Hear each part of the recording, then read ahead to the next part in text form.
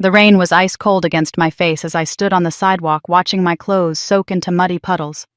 Behind me, the door of my childhood home slammed shut, locked. Forever. Just 30 minutes earlier, I'd walked through that door after losing my job sabotaged by a jealous colleague. I expected comfort. Maybe a hug. Instead, my father looked at me with pure disgust and said the words that would echo in my mind forever. "You're every mistake this family ever made." My mother didn't even let me explain. She grabbed my belongings and hurled them into the street like I was trash. "You don't belong here," she hissed. "We're done cleaning up after you." My sister. She recorded the whole thing on her phone laughing before demanding I keep paying her car loan. "You're the one who offered," she sneered. What they didn't know, what none of them knew, was that I owned a company worth millions. That the beachfront property they once mocked as my pathetic fantasy was sitting in my name fully paid. That the modest apartment I lived in was a choice, not a limitation. But I said nothing. I just picked up my soaked clothes and walked away. Because 20 years ago, a man I thought was a stranger saved me from this same family. He taught me everything. He left me everything. And buried in his final letters was a truth so devastating it would destroy the people who destroyed me. This is the story of how the daughter they threw away became the woman who owned their fate, and trust me, by the end, you'll understand why they should have treated me better when they had the chance. My name is Kimberly Brooks. I'm 38 years old, and until this morning, I was a senior logistics coordinator at a mid-sized distribution company. I've spent the last 15 years building a career brick by brick, climbing from warehouse assistant to management through nothing but hard work and determination. But today, all of that came crashing down because of office politics and a colleague who saw me as competition rather than a teammate. The drive home felt endless. My hands gripped the steering wheel so tightly my knuckles turned white, and I kept replaying the moment my supervisor called me into his office. "We're letting you go effective immediately," he'd said, as if those words were just another line item on his daily task list.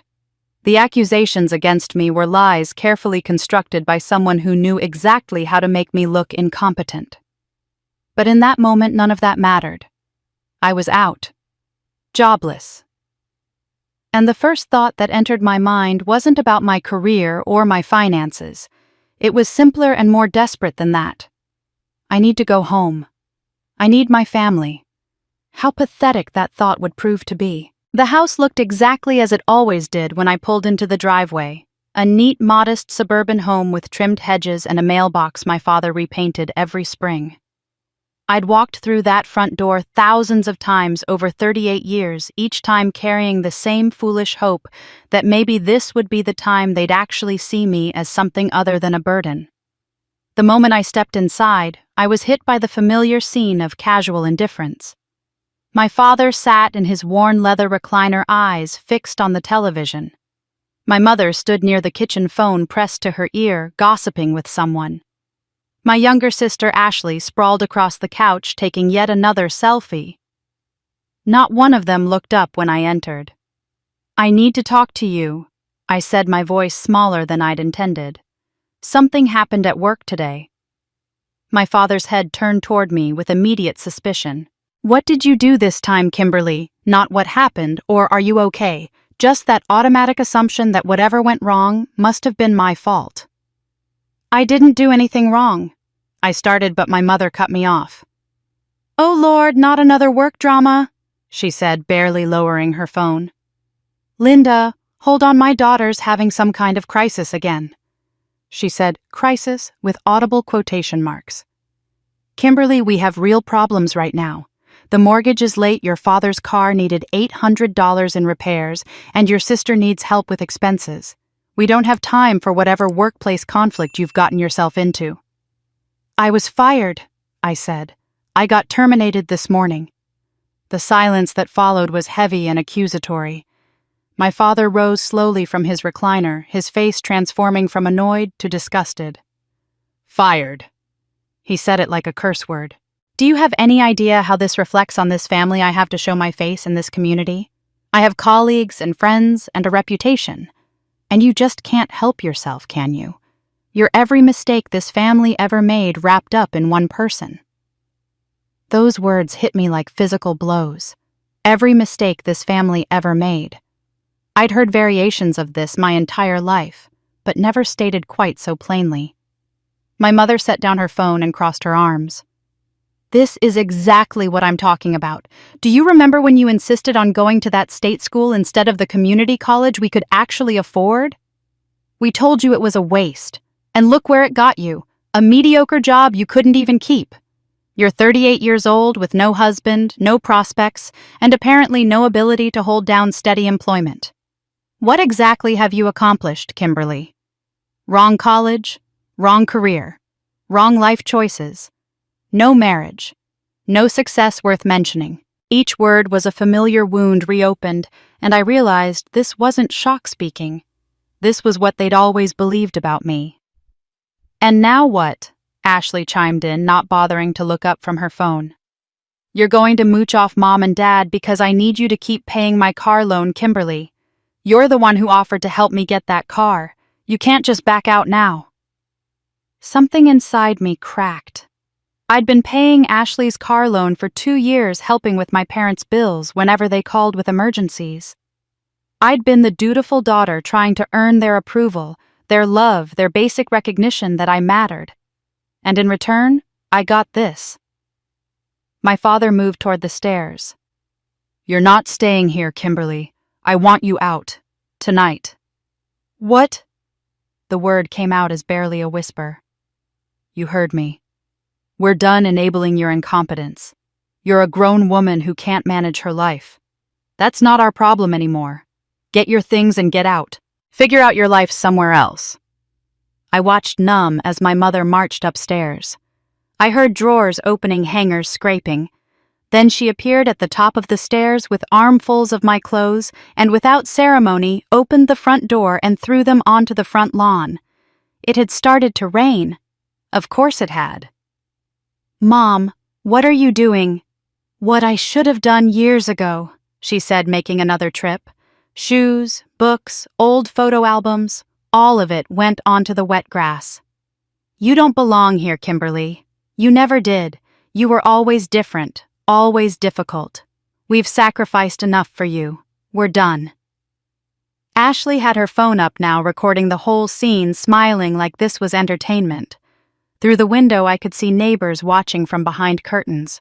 My father appeared beside my mother. Out, Kimberly. Now. Don't come back expecting us to clean up your messes. I walked out into the rain. The cold water hit my face, and mixed with tears, I didn't remember starting to cry. I bent down and began gathering my soaked belongings from the lawn, my clothes heavy with rainwater, my photo albums already warping. My hands moved automatically while my mind struggled to process what had just happened. 38 years of trying to be good enough, of hoping that eventually they'd look at me with something other than disappointment. 38 years of being the family scapegoat. And it had all led to this moment standing in the rain, discarded like trash. As I loaded my soaked belongings into my car, something shifted inside me. Not broke, but shifted like tectonic plates rearranging themselves. I looked back at the house one last time at the warm light glowing from windows that would never welcome me again. But as the rain soaked through my clothes, I made a promise to myself they would never see me beg again. I sat in my car for a long time that night, engine running, heater blasting against the cold rain with nowhere to go. My phone buzzed. Ashley had posted the video of my expulsion to social media with the caption, "Family drama, am I right?" followed by a laughing emoji. 43 people had already liked it. As I stared at that glowing screen, memories I'd spent years trying to bury came flooding back with brutal clarity. This wasn't the first time I'd been erased by my family. It was just the most public. The earliest memory I have of truly understanding I was different came when I turned 8 years old. I woke up that morning excited the way children are on their birthdays, expecting cake and presents, and maybe a few friends. Instead, I found my mother in the kitchen preparing elaborate cupcakes with pink frosting and edible glitter. "Are those for my party?" I asked, hopeful. She looked at me with genuine confusion. "It's Ashley's half-birthday, sweetheart. We always celebrate her half-birthdays, remember? Ashley was 5. She got a full party for her actual birthday and another celebration 6 months later. My 8th birthday passed without acknowledgement. When I finally worked up courage to remind my mother 3 days later, she said, "Oh, Kimberly, you're too old to make such a fuss. Besides, we just spent money on Ashley's party." That was the first time I learned my needs were inconvenient. When I was 12, my school held a spring concert where I had a small solo in the choir. I'd practiced for weeks. The concert ended at 8 in the evening, and by 9 o'clock I was the only student left. My mother finally arrived at 9:45, annoyed. "I completely forgot you had a thing tonight," she said without apologizing. We were watching Ashley's dance recital video and lost track of time. In the car, she complained about missing her favorite television show. She never asked how the concert went. The next week, when I mentioned feeling hurt, she snapped at me. "Honestly, Kimberly, you're so dramatic. Sometimes I forget we have 2 daughters. You're so self-sufficient that you just blend into the background." I learned to blend into the background very well after that. At 15, I brought home a report card with straight A's, including advanced placement courses. I set it beside Ashley's report card showing C's and 1 D. My father picked up Ashley's. "Look at this B- in English," he exclaimed, pulling her into a hug.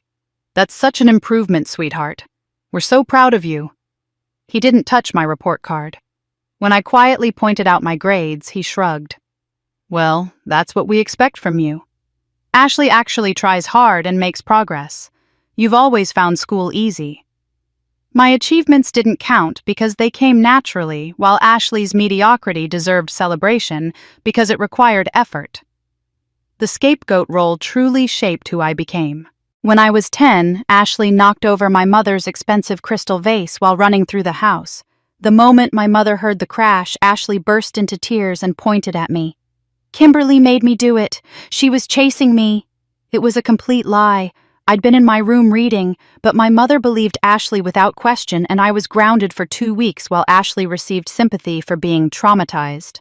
I learned that truth didn't matter as much as who cried the prettiest tears.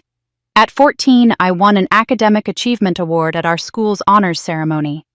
My parents attended, which I'd foolishly interpreted as support. The moment we got to the car afterward, my mother turned to me with anger tight in her face.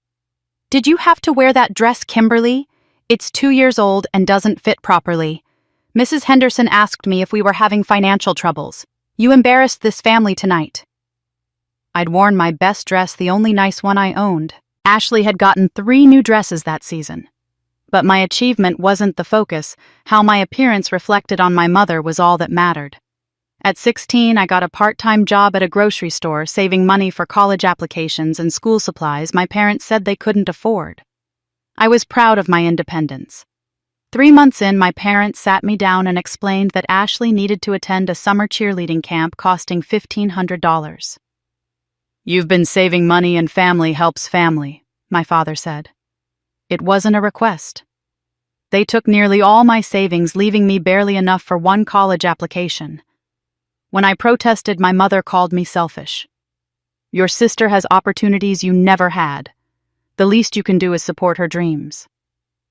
I learned that my money, my time, my effort, none of it belonged to me. It all belonged to everyone except me.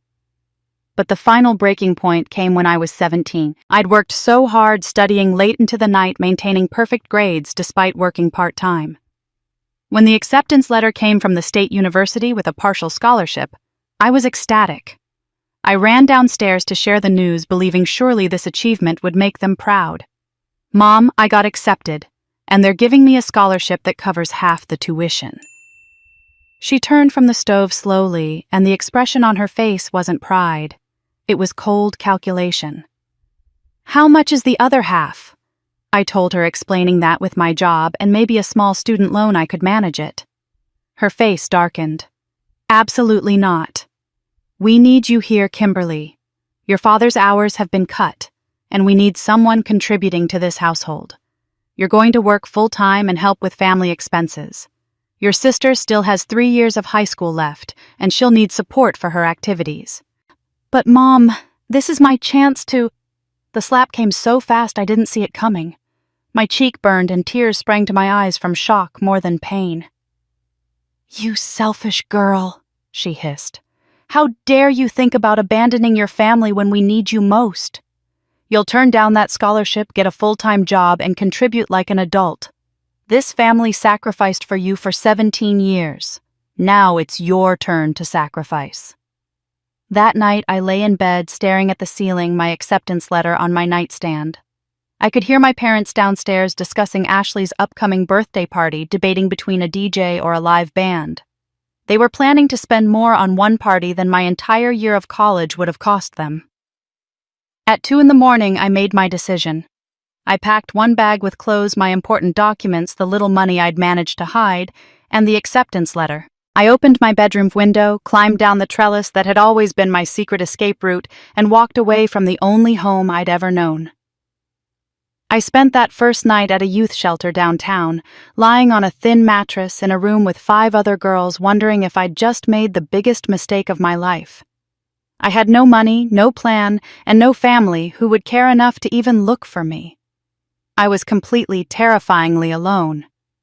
At rock bottom, cold and scared in a shelter bed, I had no idea that the man who would change everything was watching me from across the room. The shelter smelled like institutional soap and desperation. I'd been there for 3 days, spending my time in the common area, avoiding conversation with the other residents, and reading a worn copy of The Basics of Small Business Management I'd found in the donation bin.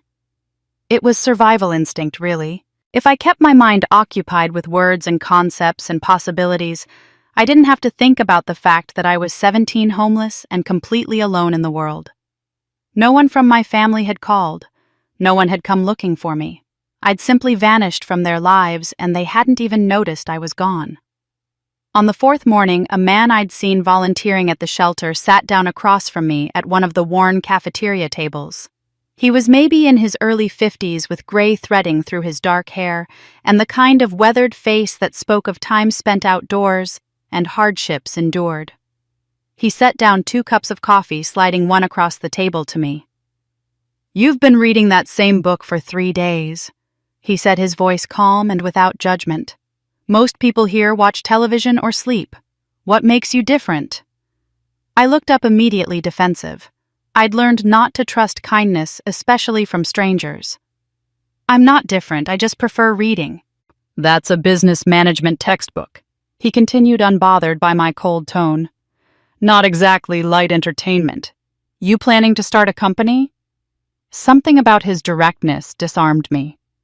"I'm planning to never need anyone's permission to exist."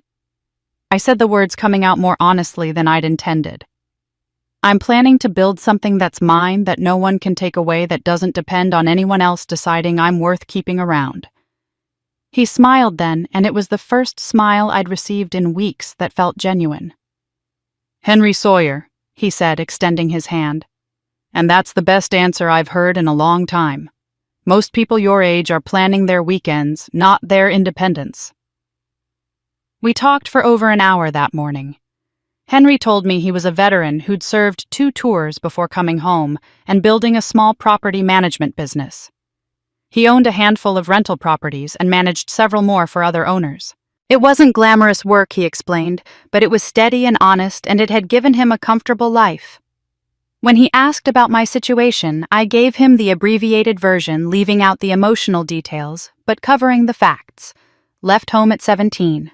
No support system. Determined to make it on my own. "I need someone to help with property maintenance and tenant coordination," he said as our conversation wound down. "Light repairs, collecting rent, handling complaints. It's not easy work, but it pays fair, and I'll teach you everything you need to know. You'd start next week if you're interested." I stared at him, waiting for the catch. There was always a catch. "Why would you offer that to someone you just met?" "Because I see something in you that most people miss when they look at kids in shelters," Henry said simply. "I see someone who's already decided to survive, who's reading business textbooks instead of giving up. That's rare. That's valuable. And honestly, I need the help." I took the job. What choice did I have? But I remained guarded those first few months, waiting for Henry to reveal his true intentions, to demand something inappropriate, to turn out like every other adult in my life who'd disappointed me. It never happened. Henry was simply who he appeared to be, a decent man offering a fair opportunity. Over the following years, Henry became the teacher I'd never had. He taught me how to read financial statements, how to negotiate with contractors, how to assess property value and identify good investments. He paid for my community college courses in business and accounting, explaining that education was an investment, not an expense. He introduced me to his network of small business owners, real estate investors, and local entrepreneurs, always presenting me as his associate rather than his employee, giving me credibility I hadn't earned yet but would grow into. But more than the practical skills, Henry taught me something I'd never learned at home. "Money is just a tool, Kimberly," he'd say during our weekly business review meetings. "It's important, yes, but it's not the foundation. Self-respect is the real currency. The ability to look yourself in the mirror and know you acted with integrity, that you treated people fairly, that you built something honest that's worth more than any bank balance." He never asked me to be grateful. Never reminded me of what he'd done for me. Never made me feel like I owed him anything beyond fair work for fair pay. His regard for me was patient and unconditional, and it slowly, carefully healed wounds I didn't even realize I still carried. When I turned 25, Henry invited me to dinner at his modest home. Over coffee after the meal, he said something that changed everything. "I need to tell you something I should have told you years ago." He began, his expression serious. "I knew your father, your real father. We served together in the military. He was a good man, Kimberly. One of the best I ever knew. He died in service when you were very young." I felt the world tilt slightly. "You knew him?" "I did. And before he deployed on what turned out to be his final mission, he asked me for a promise. He said if anything happened to him, I should watch out for his family. I took that promise seriously." Henry's eyes held mine. "I've been watching from a distance for years, Kimberly. I saw how the Brooks family treated you. I saw you being erased, blamed, used. When you walked into that shelter at 17, I knew it was finally time to keep my promise properly." Tears streamed down my face as understanding crashed over me. This wasn't random kindness. This was loyalty to a fallen friend. This was a promise kept across years and circumstances. Henry had been protecting me, guiding me, preparing me for a life my real father would have wanted for me. "You're not alone," Henry said gently. "You never were. You just didn't know it yet." For the first time since I could remember, I felt like I belonged somewhere, like I mattered to someone, like I had family, real family, chosen family, the kind that shows up and stays and keeps promises made to the dead. But there was one secret Henry still kept locked away, a truth that would change everything I thought I knew about herself. Henry died on a Tuesday morning in spring, 5 years after that conversation about my real father. He was 66 years old, and the heart attack was sudden, massive, and mercifully quick, according to the paramedics. I got the call from the hospital while I was reviewing tenant applications at the small office we shared, and the world simply stopped making sense.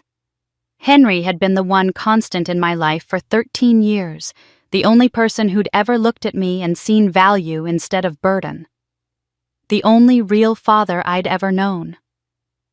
And now he was gone. The funeral was small but meaningful, attended by the business owners Henry had mentored, the veterans he'd served with, and the handful of people whose lives he'd quietly changed without ever seeking recognition. I stood at the front of the chapel and delivered a eulogy about the man who'd taught me that family wasn't about blood or obligation, but about choice and consistency. My voice broke only once when I said, "Henry saw me when I was invisible to everyone else. He believed in me when I didn't believe in myself, and he loved me when I didn't think I was worth loving." A week after the funeral, Henry's attorney called me into his office for the reading of the will. I sat in the leather chair across from his massive desk, expecting perhaps a small inheritance, maybe enough for a down payment on my own place, or to expand the business I'd been building alongside Henry. What I wasn't expecting was for the attorney to slide a folder across the desk containing property deeds, bank statements, investment accounts, and a locked metal box with my name engraved on a small brass plate. Mr. Sawyer was very specific about his wishes. The attorney said, his expression kind but professional. He's left you everything, Miss Brooks. The rental properties, his personal residence, his savings and investment accounts, and several documents he wanted you to have. He tapped the locked box. This is marked with instructions that you're to open it only when they come back. He didn't elaborate on who they referred to, but he was quite adamant about the timing. I stared at the papers in front of me, unable to process what I was seeing. The beachfront property alone was worth more than I'd earn in a decade. The savings account held over $200,000. The investment portfolio was carefully diversified, showing years of strategic planning and patient wealth building. Henry had given me not just assets, but a foundation to build an entire future on. He'd been planning this for years, the attorney continued. He updated his will annually, always with meticulous notes about how these assets should be used. He left you very specific instructions. He pulled out another folder, this one filled with Henry's handwriting. He wanted you to have the tools to build something significant, something that would give you security and power. His words, not mine. The beachfront property became my focus. Henry's notes were detailed and strategic. Location is everything. This area is being rezoned for mixed commercial and residential development. Don't sell. Develop. Rent. Build equity. This is your foundation, Kimberly. Treat it like the precious gift it is.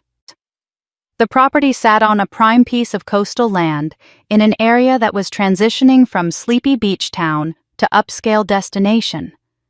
Property values were climbing and developers were circling like sharks. Using Henry's savings as seed capital and following the business model he'd taught me, I threw myself into building something substantial. I started with property management, taking on clients who owned rental units in the area. Then I moved into small-scale development, renovating distressed properties, and either selling them at profit or keeping them as rentals. I worked 80-hour weeks applying every lesson Henry had taught me about negotiation, financial management, and identifying opportunities others missed. I formed LLCs to keep my personal name off public records, operating through corporate structures that provided both legal protection and privacy. Within 3 years, I'd turned Henry's nest egg into a thriving operation worth several $1 million. I lived modestly, reinvesting profits rather than indulging in luxury. Henry's voice echoed in my head constantly. Real power doesn't announce itself. The people who need everyone to know they're successful are usually the most insecure. Build something real, something solid, and let the work speak for itself. One evening, while organizing Henry's personal papers from his home office, I found a folder marked Brooks Family Military Benefits Investigation. My hands trembled as I opened it. Inside were newspaper clippings about my biological father's death in military service, official documents from the Department of Veterans Affairs, and Henry's handwritten notes spanning several years. What I read made my blood run cold. My real father had died when I was 3 years old, killed in action during a deployment. As his surviving child, I should have been the primary beneficiary of dependency and indemnity compensation, a monthly stipend meant to support military children who'd lost a parent in service. There were also educational benefits, survivor health care, and a substantial life insurance payout. Henry's investigation showed that the Brooks family had filed paperwork claiming they were providing care for me as dependent guardians, and they'd collected every penny of those benefits for years. But the paperwork was fraudulent. The Brooks family had falsified documents claiming financial hardship and sole responsibility for my care, when in reality they'd spent the money on themselves while treating me like an unwanted burden. There were photocopied checks made out to Mr. Brooks' bank statements showing deposits that coincided with benefit payment dates, and Henry's notes documenting exactly how much money had been paid out over the years. Tens of thousands of dollars meant for my education, my health care, my basic support, all of it stolen while they made me feel like I should be grateful they let me exist in their home. Henry had been quietly investigating this for years, gathering evidence but never telling me. In his notes, he'd written, "She's been through enough. She doesn't need to know how deeply they betrayed her until she's strong enough to handle the truth without it destroying her. When the time is right, she'll have the tools to fight back if she chooses." The realization hit me like a physical blow. My suffering at the hands of the Brooks family wasn't just emotional neglect or favoritism. It was systematic theft. They'd taken money meant to care for me and used it to pamper Ashley while making me pay for my own school supplies. They'd cashed checks in my dead father's name while telling me I was a burden, a mistake someone who owed them for the privilege of sleeping under their roof. I sat on the floor of Henry's office, surrounded by evidence of betrayal so profound it rewrote my entire understanding of my childhood. They hadn't just failed to love me. They'd actively profited from my father's death while treating his child like garbage. But this inheritance was only the beginning. Henry had left her the keys to an empire she didn't even know existed yet. The discovery of what the Brooks family had done to me lit a fire in my chest that burned for weeks. But I didn't let it consume me. Instead, I channeled that rage into something productive. Henry had given me tools, knowledge, and resources. The best way to honor his memory wasn't to wallow in anger about the past, but to build something so substantial that the people who'd stolen from me would become completely irrelevant. I was 30 years old, with a growing real estate portfolio, and a hunger to prove that the girl they'd thrown away could build an empire they'd never touch. I started by identifying gaps in the market that larger companies ignored. Regional small businesses were being underserved by national logistics companies that prioritized big clients and treated smaller accounts like inconveniences. These businesses needed reliable supply chain services, consistent delivery schedules, and someone who actually answered the phone when problems arose. I saw an opportunity where others saw unprofitable small contracts. I launched KTB Logistics with 2 used delivery trucks purchased at auction, a bare-bones office in a converted warehouse, and a business plan I'd refined over months of research. I was driver, dispatcher, accountant, customer service, and janitor all rolled into one. I worked from 4 in the morning until 10 at night, delivering packages at dawn, making sales calls during lunch, managing routes in the afternoon, and handling bookkeeping after midnight. It was brutal, exhausting work that left me physically and mentally drained every single day. But I was good at it. Better than good. My childhood had trained me to anticipate needs before they were spoken to deliver perfection, because anything less meant punishment, to work harder than anyone else because approval was always conditional. Those survival instincts forged in a home where I was never good enough became my competitive advantage in business. I didn't just meet deadlines, I beat them. I didn't just solve problems, I anticipated them before they happened. Excellence wasn't a choice for me. It was muscle memory, survival instinct, weaponized into business success. Within 6 months, I'd built a reputation for reliability that earned me referrals. Within a year, I landed my first major contract with a regional manufacturing company that needed consistent parts delivery to 3 different facilities. The contract was worth more than I'd made in the previous 6 months combined, and it gave KTB Logistics the stability to expand. I hired my first employees, bought 3 more trucks, and moved into a larger facility. I was building something real. As KTB Logistics grew profitable, I began deploying capital the way Henry had taught me. Buy assets, not liabilities. Kimberly. His voice echoed in my memory during every investment decision I made. A fancy car is a liability. A profitable business is an asset. Always know the difference. I looked for struggling businesses with solid fundamentals, but poor management companies that were valuable underneath their operational problems. I acquired a 20% stake in a commercial cleaning company that was losing clients due to inconsistent service. I brought in a new operations manager, implemented quality controls, and within 18 months the company had tripled its client base. I sold my stake at 4 times what I'd paid. I invested in a specialty food distributor that served restaurants but had outdated logistics systems. I introduced them to technology solutions that streamlined their operations, took 15% equity, and watched the company's value climb as efficiency improved. A medical supply wholesaler, a small manufacturing firm, a commercial laundry service. Nothing glamorous or headline-worthy, just solid businesses in unglamorous industries that generated steady cash flow. I operated through holding companies and trusts, keeping my personal name off public documents and ownership records. Each investment was strategic, each business relationship was cultivated carefully, and each success was quietly reinvested into the next opportunity. By the time I turned 35, I was a multi-millionaire on paper. My real estate holdings had appreciated significantly, KTB Logistics was generating 7 figures annually, and my investment portfolio included equity stakes in a dozen profitable companies. But you wouldn't know it by looking at me. I still drove a 5-year-old sedan. I lived in a comfortable but unremarkable townhouse.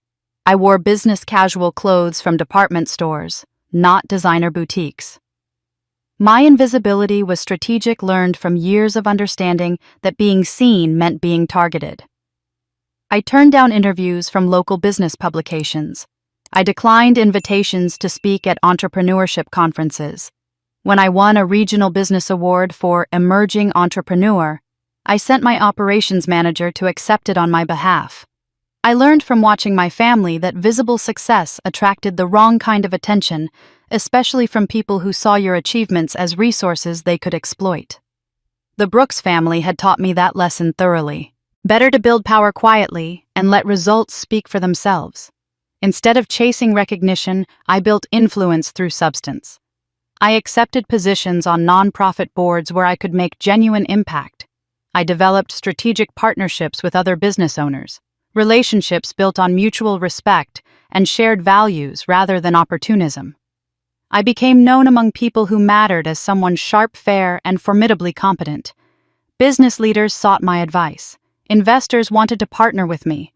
Banks competed for my accounts. I treated my employees the way I wished I'd been treated growing up. I paid fair wages, offered genuine mentorship, and created work environments where people felt valued for their contributions rather than exploited for their labor. Several of my early employees went on to start their own businesses, and I invested in some of them, creating a network of loyalty and mutual success. I was building not just wealth, but a fortress of resources, relationships, and reputation that would protect me from ever being vulnerable again. The locked box Henry had left me sat unopened in my home safe. "Open only when they come back," the engraving read. I thought about those words, often wondering who they referred to, and when this mysterious return would happen. Part of me hoped it never would. I'd built a good life, a safe life, one where my past couldn't reach me and my future was entirely in my own hands. But while Kimberly built her empire in silence, the Brooks family was crumbling and desperate people make dangerous choices. I didn't keep tabs on the Brooks family. I'd cut them out of my life completely after that night in the rain 20 years ago, and I'd never looked back. But in a small enough community, information has a way of circulating whether you seek it or not. Business contacts mentioned things in passing. Mutual acquaintances from my childhood would occasionally appear in my professional circles. And slowly over the years since Henry's death, I began hearing whispers that the perfect Brooks family facade was developing some very serious cracks. The first major fracture came when my father lost his job. He was 62, close enough to retirement that he'd been coasting for years on tenure rather than competence. When his company underwent a federal investigation for financial irregularities, his department's sloppy record-keeping and questionable expense reports made him a liability the company couldn't afford to keep. I heard about it through a business associate whose firm had done consulting work for the same corporation. "That whole department was a mess," he told me over coffee. "Inflated expenses, missing documentation, projects billed that were never completed. They cleaned house to avoid deeper scrutiny. Your father was one of about a dozen people they let go."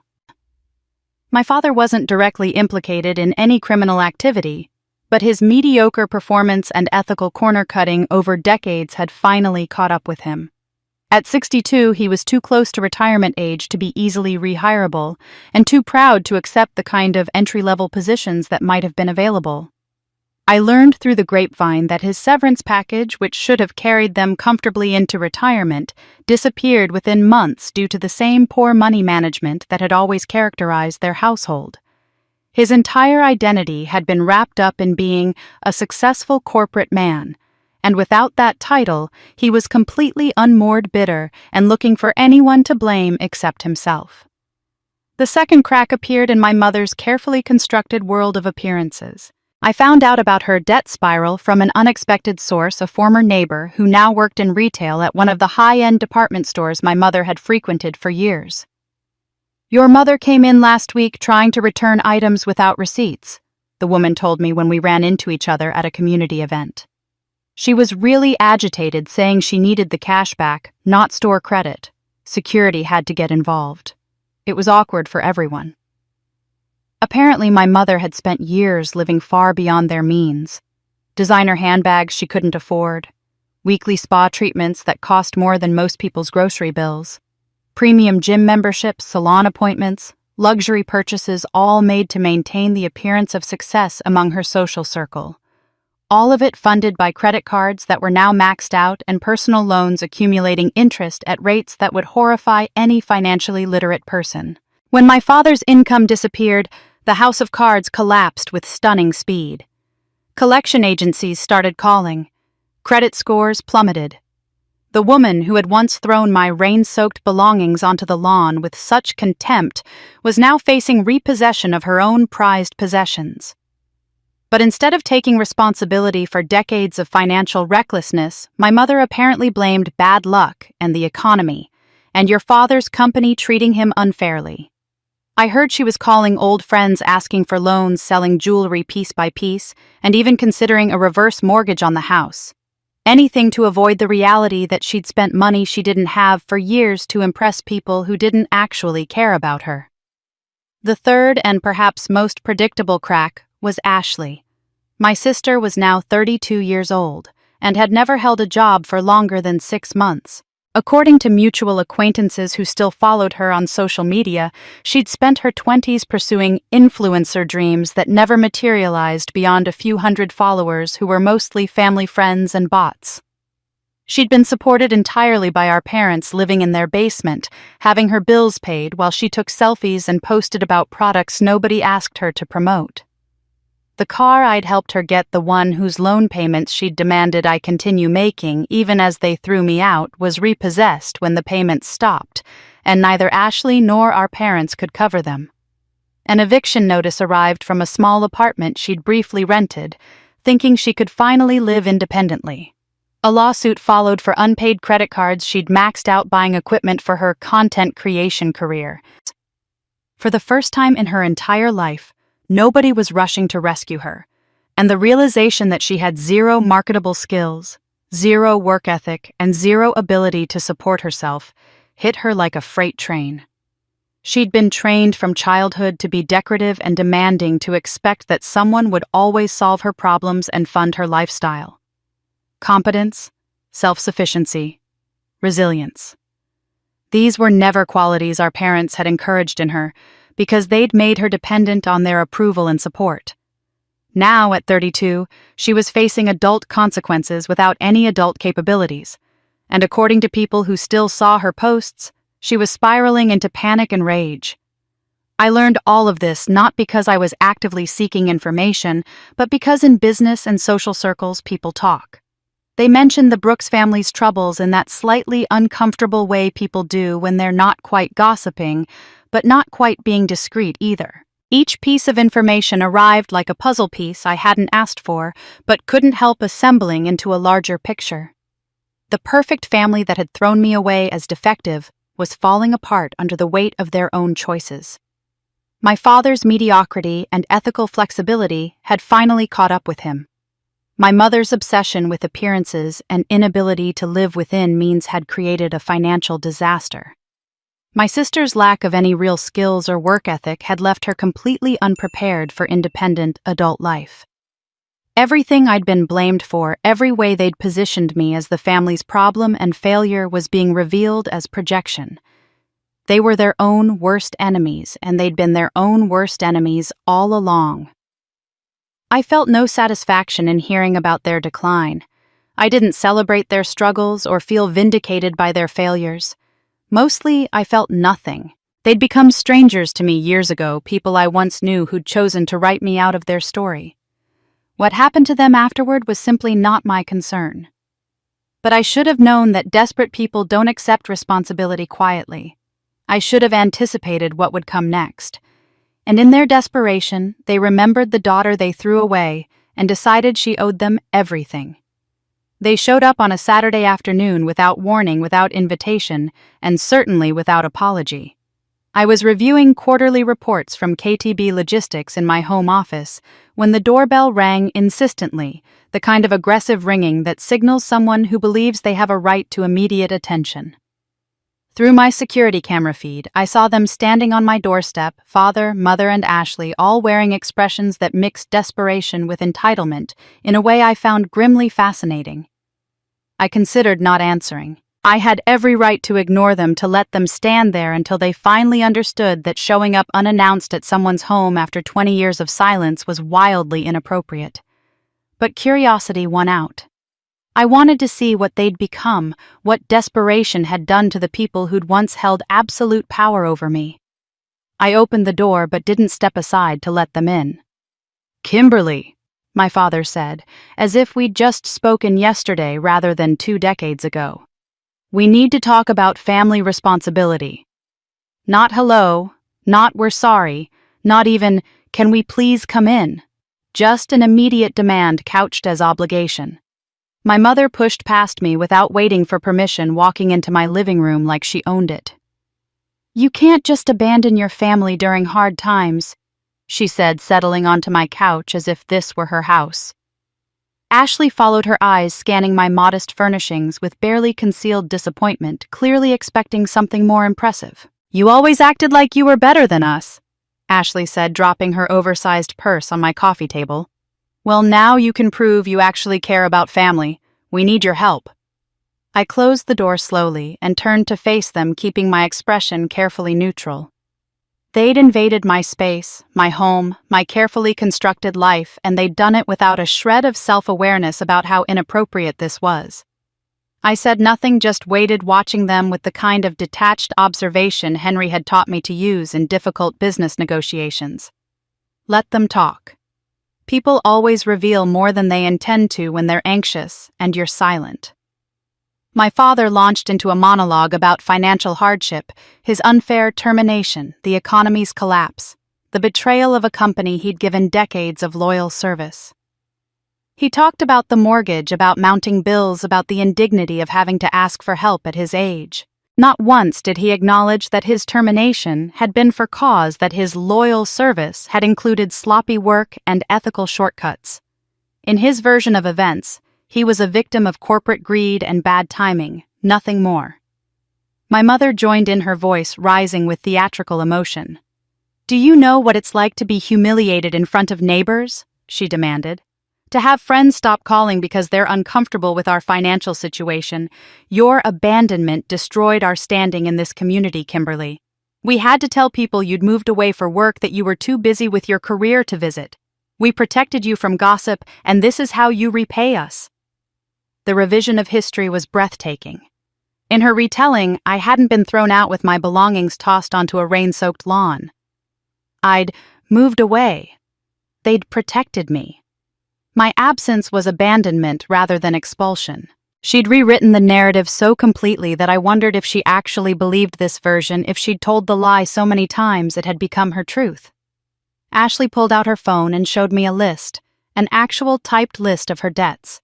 Car loan balance, credit card statements, back rent, medical bills from an emergency room visit she'd never paid.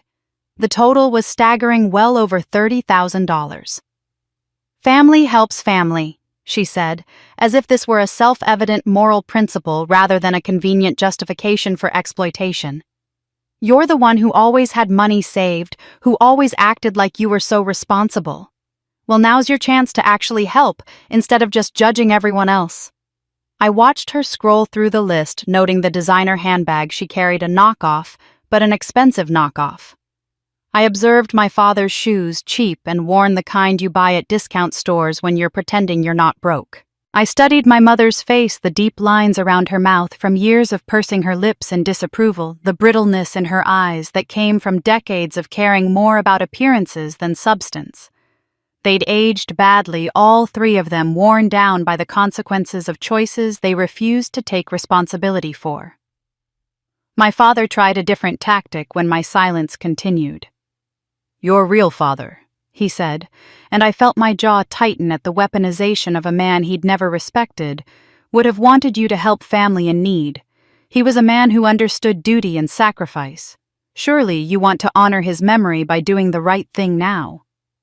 The manipulation was so transparent it was almost insulting. The man who'd raised me on stolen military benefits, who'd cashed checks meant for the daughter of a fallen soldier while treating that daughter like garbage, was now invoking my real father's memory to extract money from me.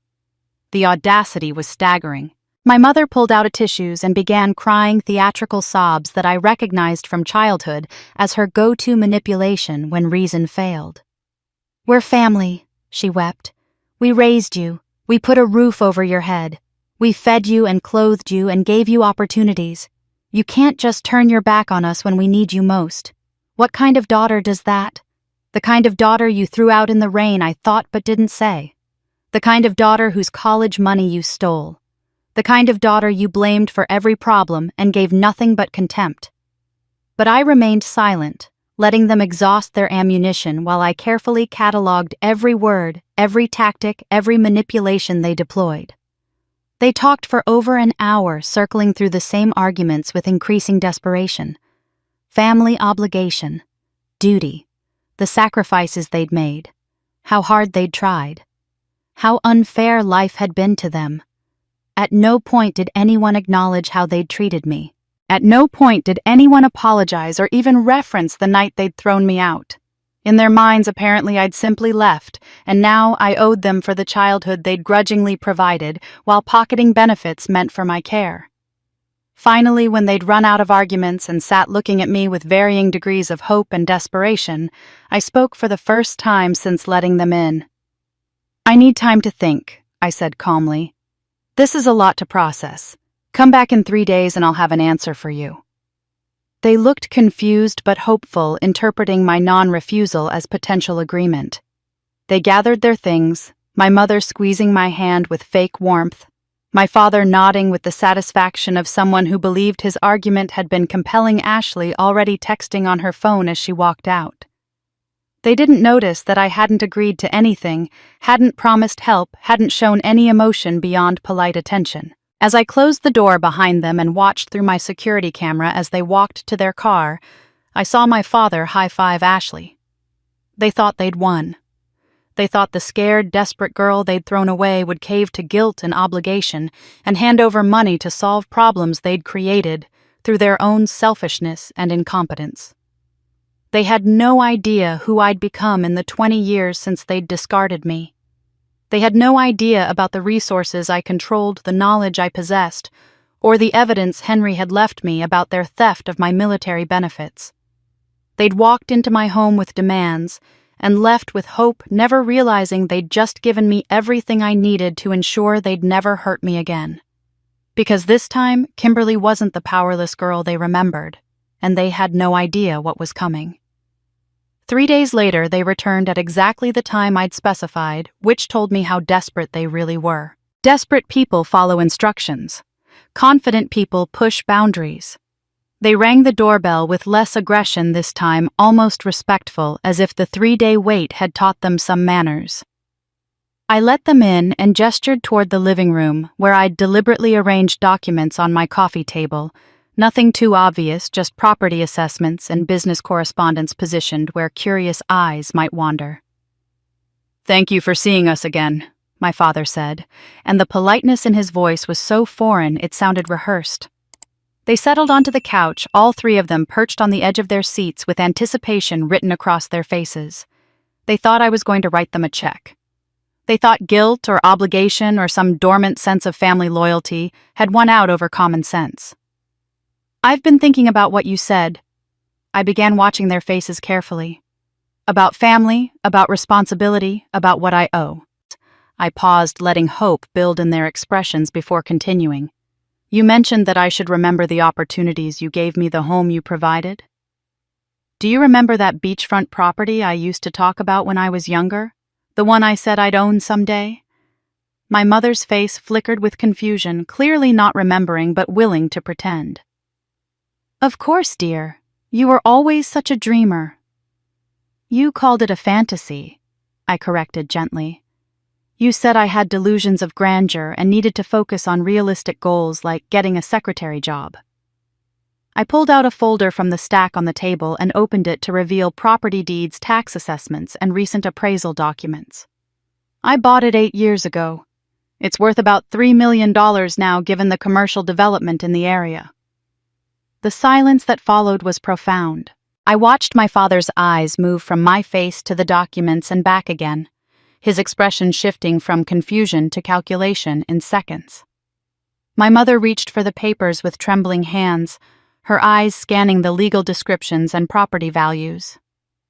Ashley's mouth had actually fallen open, her phone forgotten in her lap for once. "3 million," my father repeated slowly as if testing the weight of the words. Then his face transformed, the demanding patriarch disappearing, and something ingratiating taking its place. His smile was oily, uncomfortable. "That's wonderful, Kimberly. Really wonderful. We always knew you had potential, didn't we?" He looked at my mother for confirmation. "Oh, yes," my mother said quickly, her tears from 3 days ago completely forgotten. "We always told people you were such a smart girl, so driven. Didn't we always say that?" She was rewriting history in real time, her mind already adjusting the narrative to position herself as having always believed in me. "You know," my father continued, leaning forward with false casualness, "a property like that requires proper management. Have you thought about what you'll do with it? Long-term family could help with those decisions. We have experience with real estate." This was a blatant lie. They'd never owned anything beyond their mortgaged house, but truth had never been their priority. Ashley found her voice, her eyes still wide. "Could we maybe stay there sometime, like a family vacation? It would be so good to reconnect, to spend time together as a family." The speed with which she pivoted from demanding debt payment to requesting vacation accommodations was almost impressive. My mother placed her hand over mine with theatrical tenderness. "You've done so well, sweetheart. All by yourself managing something so valuable. You must get lonely making all these big decisions alone. Have you thought about what happens to the property eventually? You know, when you're older, it would be nice to keep things in the family." I pulled my hand away slowly, deliberately. "Actually, I'm not alone in making decisions. I have advisors, attorneys, accountants, people I trust." I let that word hang in the air, trust something they'd never earned and never would. "And the beachfront property isn't really the significant part of my portfolio." The energy in the room shifted. My father sat up straighter. My mother's fake smile froze on her face. Ashley stopped scrolling through mental vacation photos and focused completely on me. "Portfolio?" my father asked carefully. "Multiple properties," I said casually, as if discussing the weather. "Some commercial real estate, some residential. And business interests, a logistics company, investment stakes in a few other ventures. Nothing flashy, just steady income streams." I watched their faces as they processed this information, their pupils dilating slightly as possibility became probability, became certainty in their minds. "What kind of businesses?" Ashley asked, her voice almost reverent now. "Regional supply chain services mostly, some manufacturing partnerships, a commercial cleaning company." I kept my tone modest, understating, deliberately knowing their greed would multiply whatever I said. "It keeps me comfortable." My mother's concern was transparently false, but impressively performed. "That sounds like so much to manage, Kimberly. How do you handle it all?" Surely you need help. Need family support for something so complex. My father, unable to contain himself, tried to reassert some patriarchal authority. You should really have family involved in major business decisions. These things can get complicated. Legal issues, tax implications. We should sit down with your advisors, make sure everything's structured properly to protect family interests. Family interests. Not my interests. Family interests as if they had any claim to what I'd built from nothing, while they spent money stolen from my dead father's benefits. I stood signaling the meeting was ending. They rose reluctantly, clearly wanting more information, more details, more commitment. I appreciate you coming, I said neutrally. This has been enlightening. So, about the help we discussed. My father started, but I cut him off. I need to be clear about something, I said, meeting each of their eyes in turn. The beachfront property is just one small part of what I have. I've built something significant over the years. Something substantial. I wanted you to know that. I watched comprehension dawn on their faces. This wasn't about bailing them out of temporary financial trouble. This was about wealth, real wealth. The kind of resources they'd been chasing their entire lives through. Appearances and credit cards and social climbing. And their daughter, the one they'd thrown away, the one they'd called a failure, the burden they'd expelled from their home, had it. They left in a daze, but I could hear them before they even reached their car. Through my open window, their voices carried clearly. Did you hear that? Multiple properties? Business interests. She's loaded, Ashley said, her voice high with excitement. We need to be strategic about this, my father replied. She's our daughter. We have rights. Family has rights to family assets. I'll start being nicer to her, my mother said. We need to rebuild the relationship. Make her see that we're valuable, that she needs us. Their conversation faded as they drove away. But I'd heard enough. They weren't chastened by the revelation of my success. They weren't impressed or proud. They were calculating, planning, scheming how to position themselves to access what I'd built. Just as they'd once positioned themselves to access military benefits meant for a dead soldier's child. I walked to my home office and unlocked the safe where Henry's mysterious box still waited. Open only when they come back, the inscription read. Well, they'd come back. And now they'd revealed exactly who they still were, the same greedy, manipulative people who'd stolen from me once, and would try to do it again if given the chance. I pulled out my phone and called my attorney. I need you to prepare some documents for me, I said. And I need you to pull everything we have on military survivor benefits fraud from the Brooks case files Henry compiled. It's time. The trap was baited, and they'd taken it eagerly, their greed overriding any sense of caution or decency. And I knew with certainty they wouldn't stop until they'd tried to take everything, which meant it was time to take everything from them. The first move was surgical and completely legal. Years ago, when I'd been building my investment portfolio, I'd acquired a struggling debt collection agency at Henry's suggestion. Consumer debt portfolios can be purchased for pennies on the dollar, he'd explained.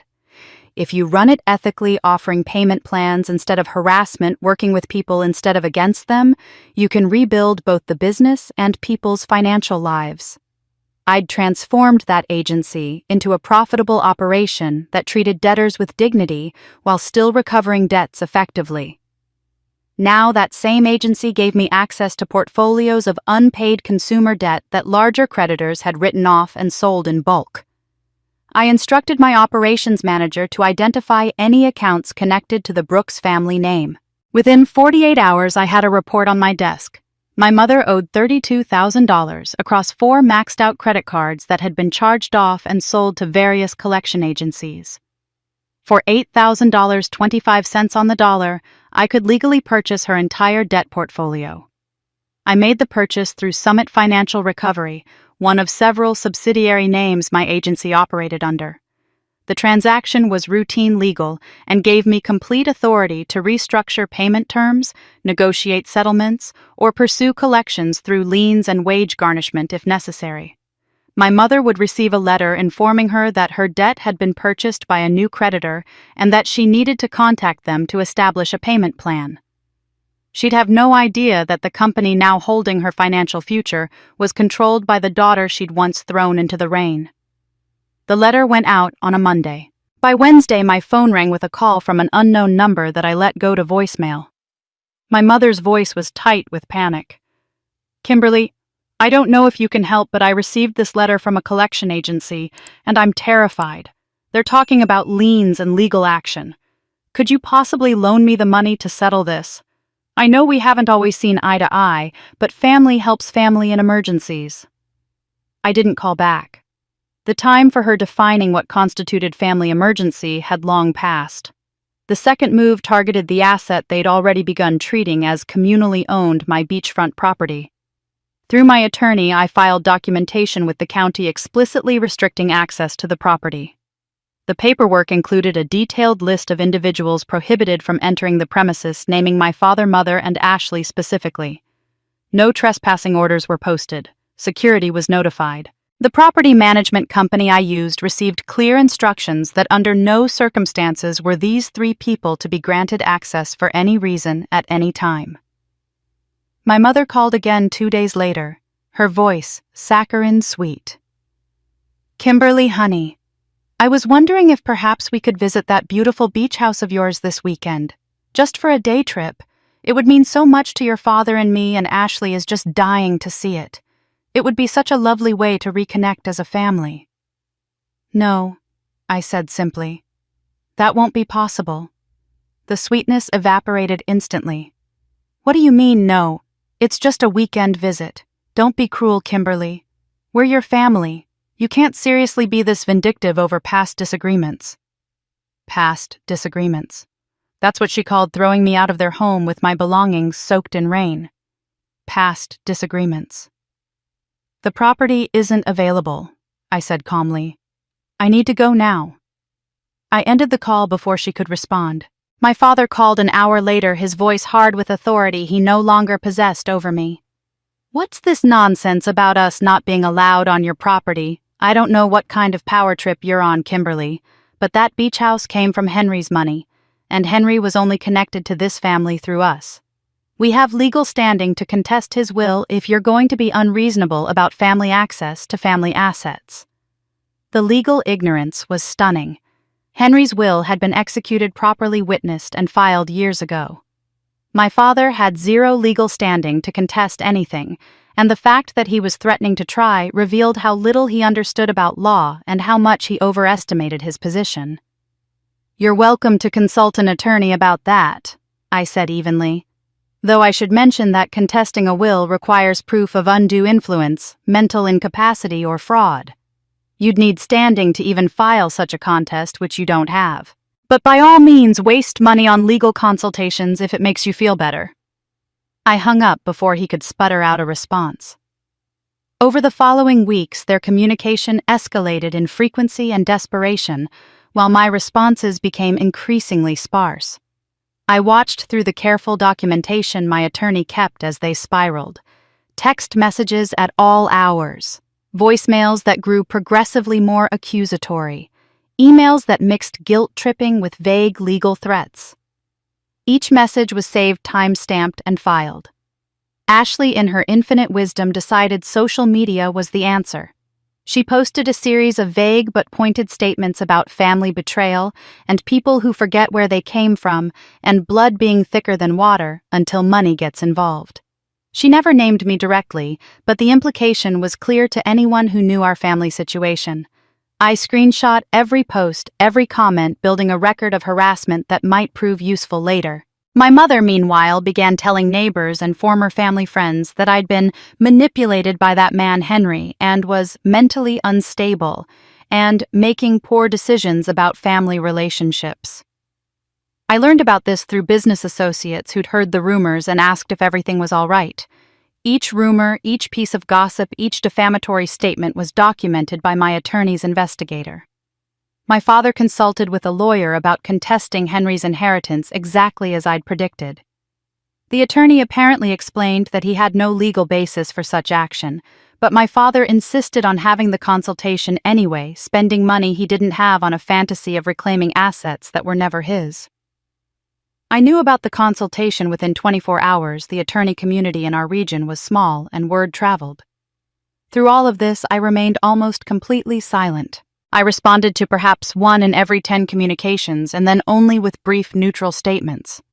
I'm unable to help with that. That won't be possible. I have nothing further to discuss. My silence was strategic, deliberate. Desperate people make mistakes when they're ignored. They escalate. They create evidence of their own harassment. They reveal their true motives and character in ways that calm responded to people never do. I watched them spiral with the detachment of a scientist observing a predictable experiment.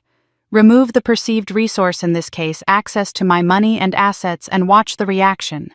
They'd shown me in that first meeting exactly who they were. People who saw me as a means to an end, who calculated my value in dollar signs, who believed family was something you could invoke to extract resources you hadn't earned. Now they were showing the world that same character, creating a documented trail of entitlement harassment and manipulation that would be invaluable when the time came for the real confrontation. My attorney called one evening with an update. "They're getting reckless," he said. "Your mother's defamation is escalating. Your father's made 3 separate calls to my office demanding I talk sense into you. Your sister's social media posts are bordering on legally actionable. They're building our case for us." "Let them," I said calmly. "Desperate people always do." I unlocked Henry's box that night and read through the documents again. Evidence of military benefits fraud, photocopied checks, false affidavits, Henry's meticulous investigation spanning years. And at the bottom, a sealed envelope I hadn't noticed before, marked with a single word, truth. I opened it carefully and found a document that made my hands shake as I read. A birth certificate, DNA test results. Henry's handwritten note explaining something I'd never suspected, never even imagined. Everything I thought I knew about my family, about Henry, about my own identity was about to change. But what the Brooks family didn't know was that I wasn't just blocking them. I was about to reveal a connection that would shatter their world. The document from Henry's sealed envelope sat on my desk for hours while I processed its implications, but I couldn't dwell on personal revelations when there was strategic work to be done.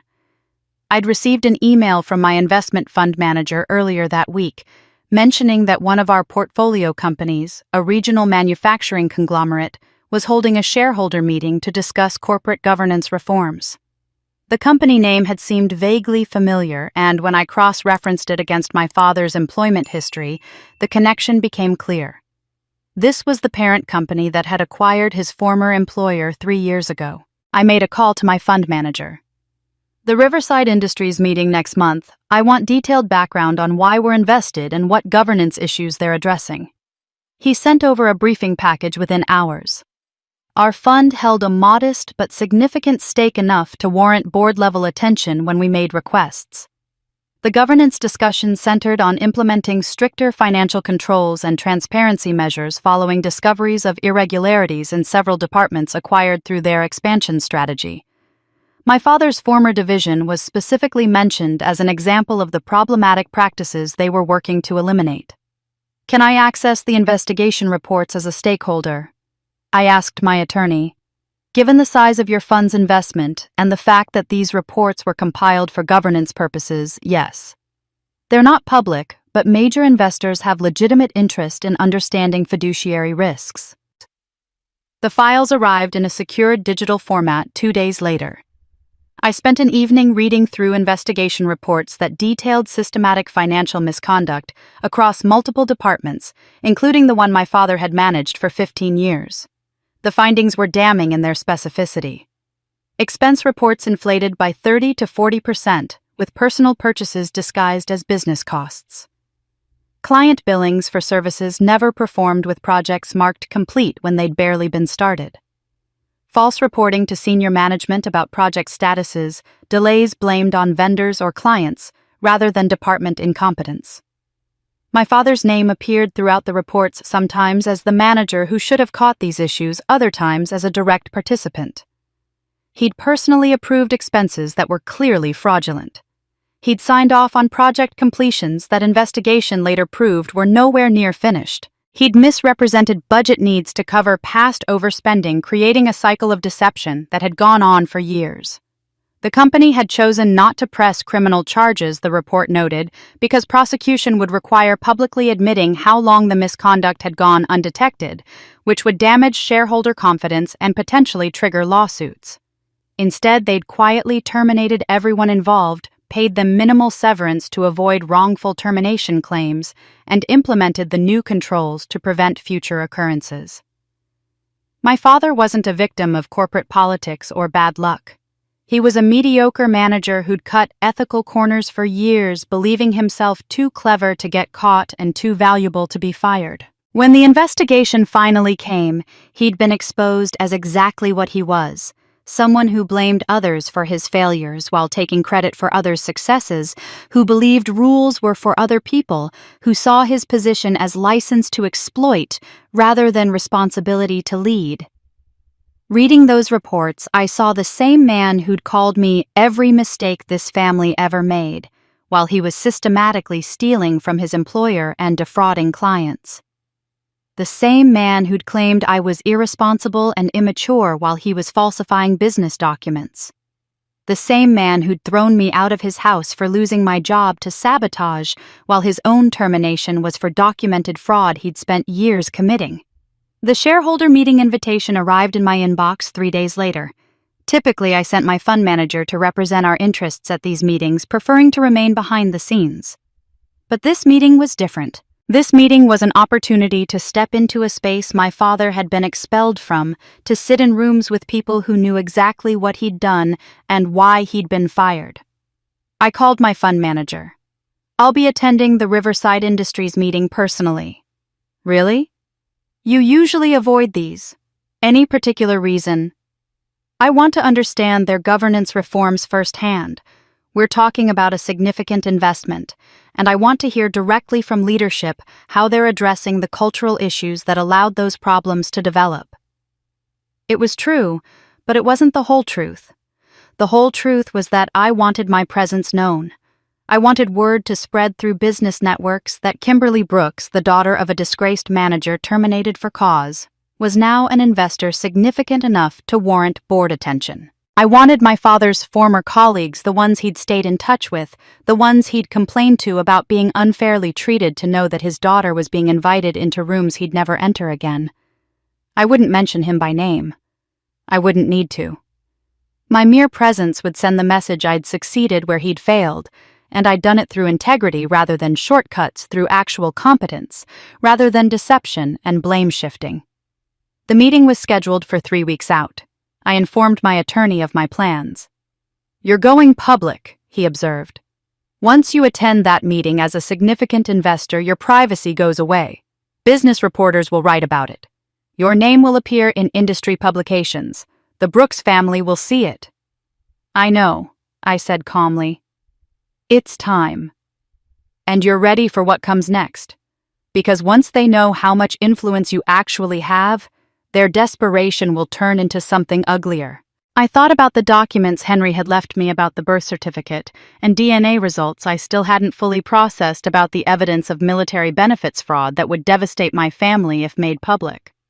I thought about my father's inflated sense of authority and my mother's desperate attempts to maintain appearances, and Ashley's entitled demands for money she'd never earned.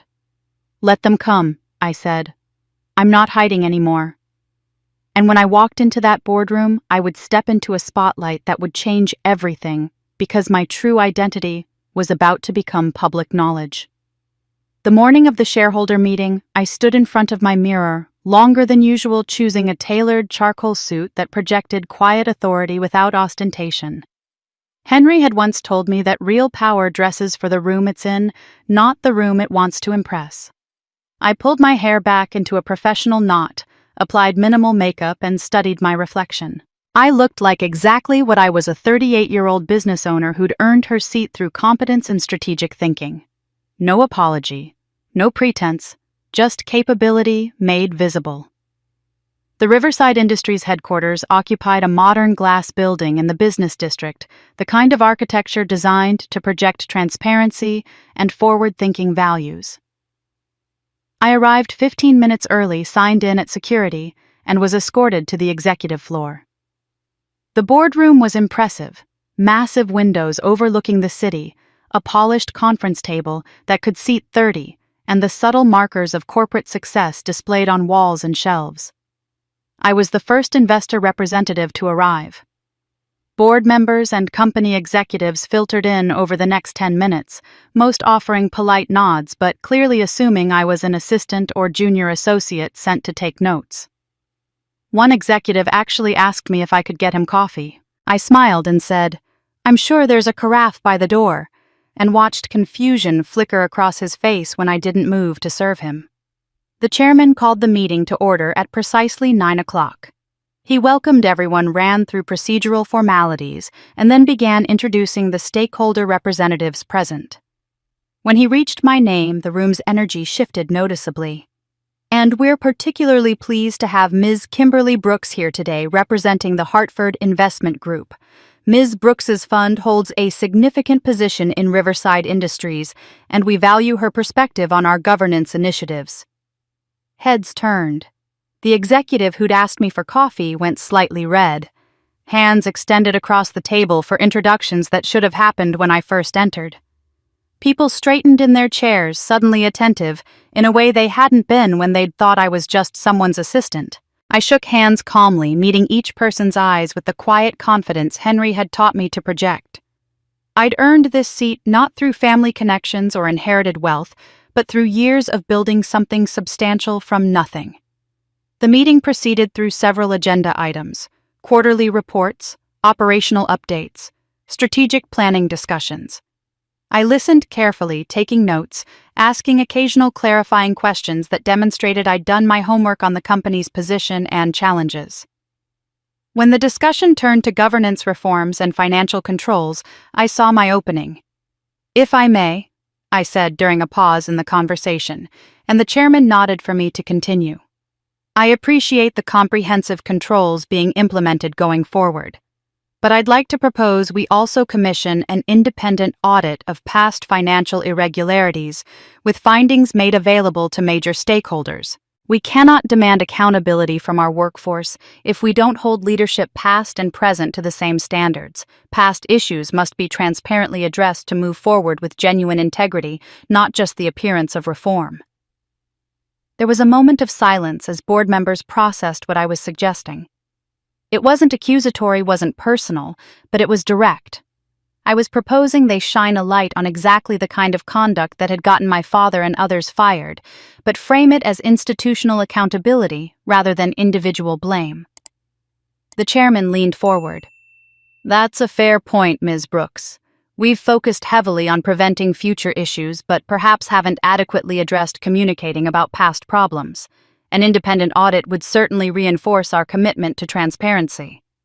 The board agreed, several members nodding with what looked like genuine respect for the suggestion. No one mentioned specific names or departments, but everyone in that room who understood the company's recent history knew this would affect the previous regime, the managers who'd been quietly removed, the culture of corner-cutting that had been tolerated for too long.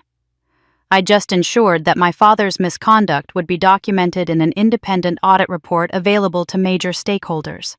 Not as revenge, but as institutional accountability. The distinction mattered to me even if the outcome was the same. After the meeting adjourned, several board members approached me with business cards and invitations to lunch, but it was the business journalist waiting in the lobby who would change everything. She introduced herself as writing for Regional Commerce Review and asked if I had a few minutes to discuss my perspective on corporate governance and ethical investing. I almost declined out of habit, but then remembered what my attorney had said. "You're going public." I agreed to a brief conversation, expecting maybe a paragraph mention in some industry newsletter nobody read. The article appeared 3 days later, not buried in the business section, but featured prominently, "Young Investor Brings Fresh Perspective to Regional Commerce." The piece highlighted my background building KTB Logistics from 2 trucks to a multi-million-dollar operation, strategic property investments. My reputation among business leaders as someone who combined sharp financial acumen with genuine ethical standards. The journalist had done her research interviewing several of my business associates who spoke about my integrity and competence. The article included a photo from the shareholder meeting me speaking at the conference table, looking professional and confident. Within 24 hours, it had been shared across local business networks and social media. Within 48 hours, 3 other publications had picked it up with their own commentary. My inbox filled with interview requests, speaking invitations, and partnership proposals. The invisibility I'd carefully cultivated for years evaporated in days. I was now publicly associated with my business success in a way that couldn't be hidden or downplayed. The fortress I'd built in shadow was now standing in full sunlight and everyone could see it, including the Brooks family. My phone rang 2 hours after the article posted. My father's number. I let it go to voicemail. His message was cold and bitter. I saw the article. Very impressive, Kimberly.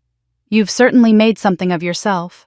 I wonder what those business reporters would think if they knew the full story of where your money really came from. We should talk. Soon. The threat was clear, though empty. He had no story to tell except his own failure and my legitimate success. But his tone told me something important, seeing my face in that publication reading about my achievements, watching me succeed in spaces he'd been expelled from, had broken something in him. And when my father saw his daughter's face in that business article, something inside him snapped, because if he couldn't succeed, he'd make sure I couldn't either. My father's threatening voicemail was just the beginning. Over the following week, I began hearing echoes of a whisper campaign he'd launched, with the kind of obsessive energy he'd never applied to legitimate work. A business associate called to ask with uncomfortable delicacy if there was any truth to concerns about how I'd acquired my initial capital.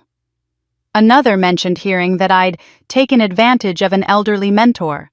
A third said they'd been contacted by someone claiming to be my father, expressing worry about my sudden wealth and erratic behavior. The pattern was clear and clumsy. My father was calling anyone whose contact information he could find, former colleagues from his own career, business owners in the region, people mentioned in the article about me, and spinning a narrative designed to damage my reputation. He positioned himself as a concerned parent, worried about his daughter who'd manipulated a vulnerable old man to inherit money she didn't deserve. He suggested my success was built on fraud, on exploitation, on taking advantage of Henry's supposed senility in his final years. The accusations were baseless and easily disproven. Henry had been sharp as a tack until the day he died, with medical records and attorney attestations to prove it.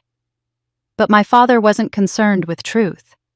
He was concerned with creating doubt, with planting seeds of suspicion that might slow my business relationships or damage my credibility. It was vindictive, desperate, and entirely in character for a man who'd spent his career blaming others for his failures. I documented every contact, every rumor, every whispered accusation that made its way back to me. My attorney kept meticulous records, building a file that might prove useful if the harassment escalated to legally actionable levels. But my father wasn't working alone. My mother had enlisted in his campaign with the enthusiasm of someone who'd finally found a project to channel her bitterness into. They worked their social circle systematically, the neighborhood association, their church community, the country club they could no longer afford but still occasionally visited. They told anyone who would listen that I'd abandoned my family in their time of need, that I'd stolen from Henry's estate, that I refused to help while living in wealth I didn't deserve. Some people dismissed them immediately, recognizing the transparent envy and entitlement behind their complaints. But others, particularly those who'd known the Brooks family for decades and had never met me, believed the narrative. The Brooks family had lived in the community for 40 years. I'd been absent for 20. In that calculation, their word carried more weight than mine, simply by virtue of presence and familiarity. I started receiving pointed comments from people I barely knew. At a community business event, a woman I'd never met approached me with false concern. "I heard about the difficulties with your family," she said, her tone dripping with judgment. "It must be hard having success while your parents struggle. Some people would feel obligated to help, but I suppose everyone has their own values. The implication was clear. I was the villain in the story my parents were telling. Several people who'd seen my business article now viewed me with suspicion rather than respect. The narrative my parents had crafted was designed to make my success seem ill-gotten and my refusal to bail them out seem cruel. They were rewriting history in real time, transforming themselves from the family who'd thrown me out into the family I'd heartlessly abandoned. My attorney called on a Friday afternoon with news that made my jaw tighten. "Your father consulted with a lawyer about contesting Henry's will. The attorney he spoke with is a colleague of mine, not someone I'm close with, but we're in the same professional circles. Apparently your father is claiming elder abuse, arguing that Henry wasn't mentally competent when he made you his beneficiary, and that you manipulated him into leaving you everything." "That's absurd," I said flatly. "Henry had full mental capacity. His attorney can confirm that, his doctors can confirm that, and anyone who knew him in his final years can confirm that." "I know. The lawyer he consulted apparently told him the same thing, that he has virtually no chance of success. Henry had cognitive assessments as part of his estate planning. The will was properly executed with witnesses. You were a legal adult when you inherited, and there's a clear paper trail showing Henry's deliberate planning over years. But your father doesn't seem to care about winning. He filed preliminary paperwork anyway." I felt cold rage settle in my chest. He wants to harass me into giving him money. That's my assessment. The filing forces you to respond formally through legal channels, which cost you time and money, even though the case will be dismissed. It's legal harassment, essentially. A nuisance suit designed to pressure you into settlement rather than fighting it. File a response denying all claims and requesting sanctions for frivolous litigation, I said. And prepare a countersuit for harassment and defamation. I'm done being patient with people who mistake kindness for weakness. Understood. I'll have the paperwork ready by Monday. After I hung up, I sat in my office as afternoon light slanted through the windows, thinking about the man who'd raised me with contempt and was now trying to destroy me with lies. He couldn't stand that I'd succeeded where he'd failed. He couldn't tolerate that the daughter he'd called every mistake this family ever made had built something substantial while he'd been fired for incompetence and fraud.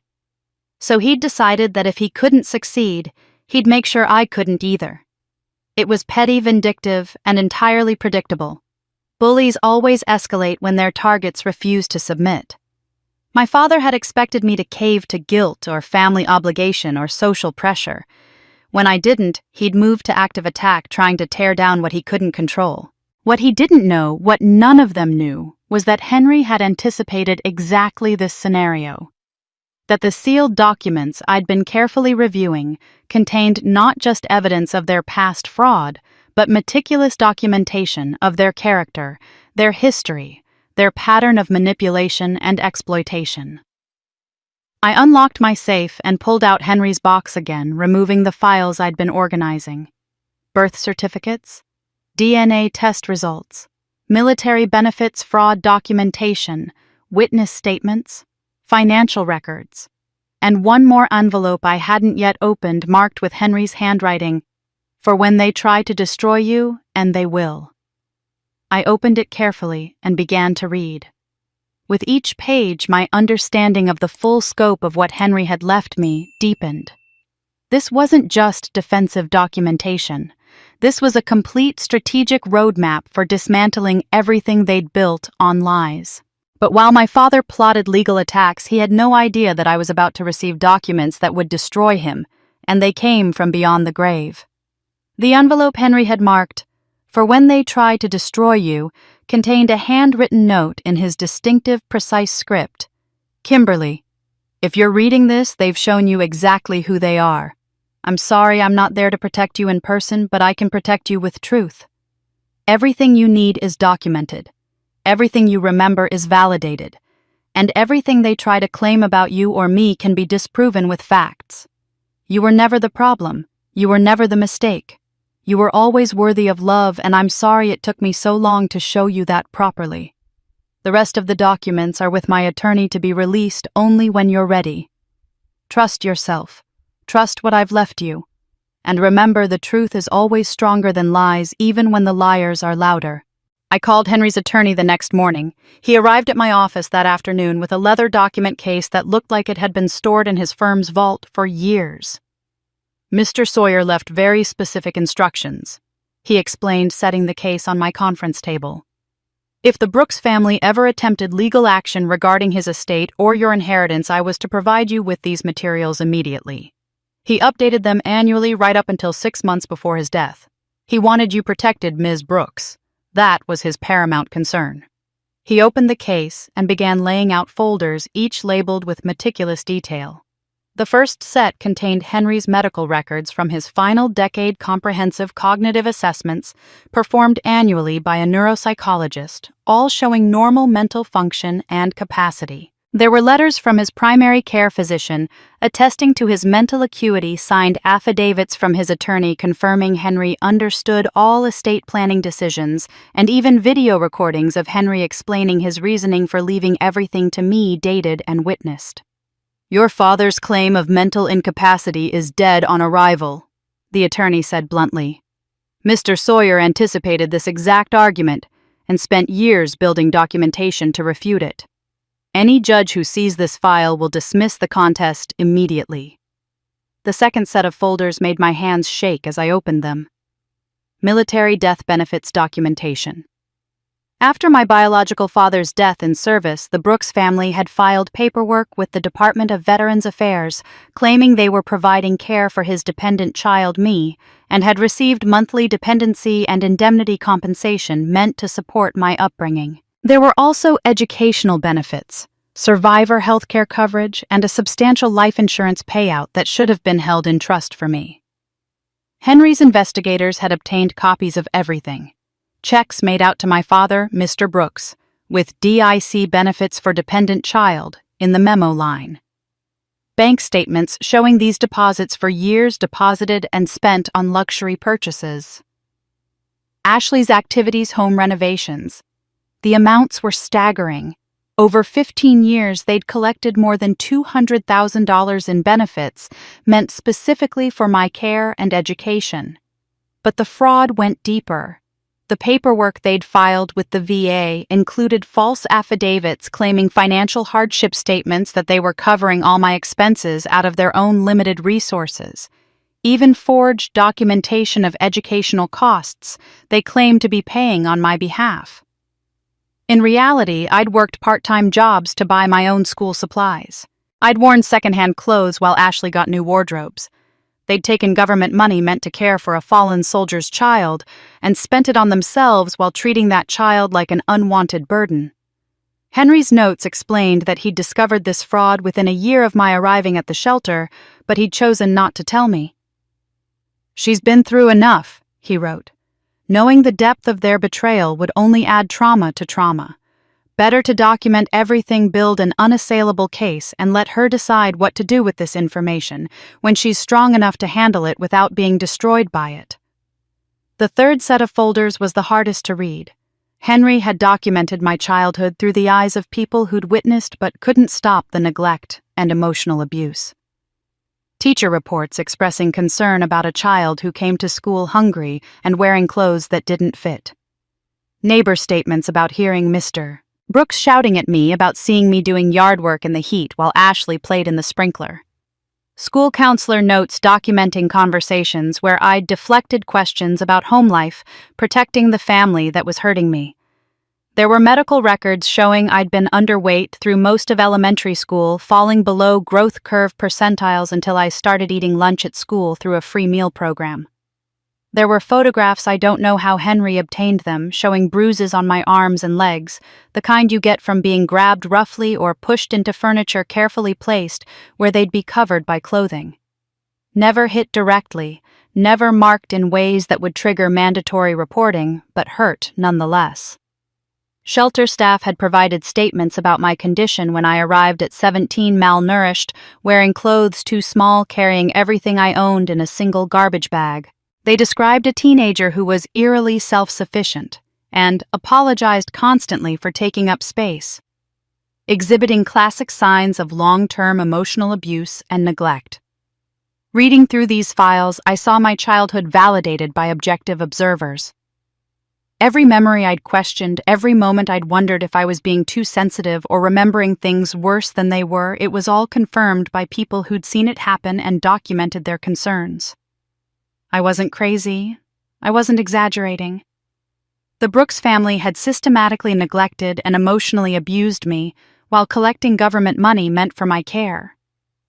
Henry had built a case so comprehensive that any claim they'd loved and cared for me would be obliterated the moment these documents entered legal proceedings. He'd given me complete legal protection, and if I chose to use it, the power to destroy them financially and criminally. But there was one more envelope at the bottom of the case, sealed with red wax, and marked in Henry's handwriting, "The truth about your father." My hands trembled as I broke the seal. But among all these files there was one sealed envelope marked, "The truth about your father," and inside was a revelation that would change everything I believed about my identity. The red wax seal broke with a soft crack, and I pulled out pages written in Henry's careful handwriting, the ink slightly faded, but still perfectly legible. My heart was already racing before I read the first line, some part of me knowing that whatever this envelope contained would fundamentally change my understanding of everything I thought I knew about my life. "Kimberly, my daughter, and yes, you are my daughter in every way, including blood." I stopped breathing, read the line again. The words didn't change. "I'm writing this because you deserve to know the truth about who you are and where you came from, but I'm sealing it because I believe you should learn this truth when you're strong enough to carry it. If you're reading this now, it means I'm gone, and it means the Brooks family has shown you exactly who they are. I'm sorry I won't be there to hold your hand through this revelation, but know that every word here is truth, documented and provable, and that you were loved, truly, deeply loved from the moment you came into this world." My hands shook as I continued reading, Henry's voice clear in my mind, as if he were sitting across from me, finally telling me the story he'd kept locked away for my entire life. He and my mother Sarah had met when he was stationed at a base near her hometown. She was 19, beautiful, and working as a clerk at the base commissary. They fell in love quickly, the kind of love that felt inevitable and right. When Henry deployed, Sarah was already pregnant, but they'd made plans. He would finish his tour, they would marry, and they would build a life together. It wasn't the life her family wanted for her. Henry was just a young soldier with no family money and uncertain prospects, but it was the life they wanted for themselves. Sarah's family had other plans. While Henry was overseas, they pressured her relentlessly to marry someone appropriate, someone with a stable civilian career and the right social connections. The man who would become my legal father, Mr. Brooks, was a business associate's son, ambitious and presentable, exactly the kind of son-in-law Sarah's family desired. Under enormous pressure, isolated and pregnant and terrified, Sarah agreed to marry him. The wedding took place 4 months before I was born. Henry came home from deployment to find Sarah married to another man and dying from complications of childbirth. I'd survived, but she hadn't made it through the emergency surgery. Henry's letter described going to the hospital, being turned away by Sarah's family, being told he had no rights and no place in their daughter's life, or the life of the child she'd born. They told him Sarah had married Mr. Brooks before getting pregnant, that the child was legally Brooks's daughter, and that Henry needed to accept reality and move on. But Henry had documentation letters Sarah had written him, photographs of them together, even a letter from Sarah's best friend confirming the timeline. He consulted with a military attorney who told him he had grounds for a paternity claim. Determined to claim his daughter, Henry went to the Brooks home to present his evidence and demand custody rights. "What happened next," Henry wrote, "is something I've never spoken about to anyone except my attorney, and I'm trusting you with this truth now because you need to understand what kind of man raised you, Mr. Brooks agreed to meet Henry at a military storage facility, ostensibly to discuss the situation privately, away from Sarah's grieving family. But when Henry arrived, Brooks attacked him with a metal pipe, striking him in the head and then pushing him down a concrete stairwell. Henry was found hours later by a night security guard, unconscious and bleeding. He spent weeks in the hospital with a severe traumatic brain injury that caused memory loss, cognitive impairment, and months of recovery. By the time Henry regained his faculties and could piece together what had happened, 6 months had passed. My birth certificate had been altered, listing Brooks as my father. Legal adoption paperwork had been filed and approved. Henry consulted attorneys, but they told him the same thing: he'd lost critical time, he had no memory of the attack to present as evidence, and Brooks now had legal standing as my father. A custody battle would be expensive, lengthy, and likely unsuccessful. His military benefits and savings were depleted from medical bills. He was facing the choice between bankrupting himself for a small chance at custody or finding another way to protect his daughter. "I chose to wait," Henry wrote. "I chose to watch over you from a distance to be ready for the moment when you might need me. I attended your school events from the back of auditoriums. I volunteered at programs you participated in. I made sure I knew you were at least physically safe, even if I couldn't protect you from the emotional damage they were inflicting. I saw every birthday they forgot, every achievement they dismissed, every time they made you feel worthless. I saw my daughter being raised by a man who'd stolen her and a family that treated her like a burden rather than the precious gift she was." Kasai. Henry described the agony of watching me suffer, of seeing me become smaller and quieter and more invisible with each passing year, of knowing he couldn't intervene without potentially making things worse. He'd consulted Child Protective Services, but emotional neglect without physical abuse was nearly impossible to prove and rarely resulted in removal from the home. He'd considered kidnapping me, but knew that would make him a criminal and likely result in him losing me forever. When you appeared at that shelter at 17, he wrote, "I knew it was finally time. You'd freed yourself from them, and now I could finally be the father I'd always wanted to be. But I couldn't tell you the truth. Then you were so fragile, so wounded, and I was afraid that learning your entire identity was a lie would break something in you that I needed intact for you to survive. So I told you I'd known your father, which was true. I told you I'd promised to watch over his family, which was true. I just didn't tell you that I was that father, and you were the daughter I'd been watching over since the day you were born."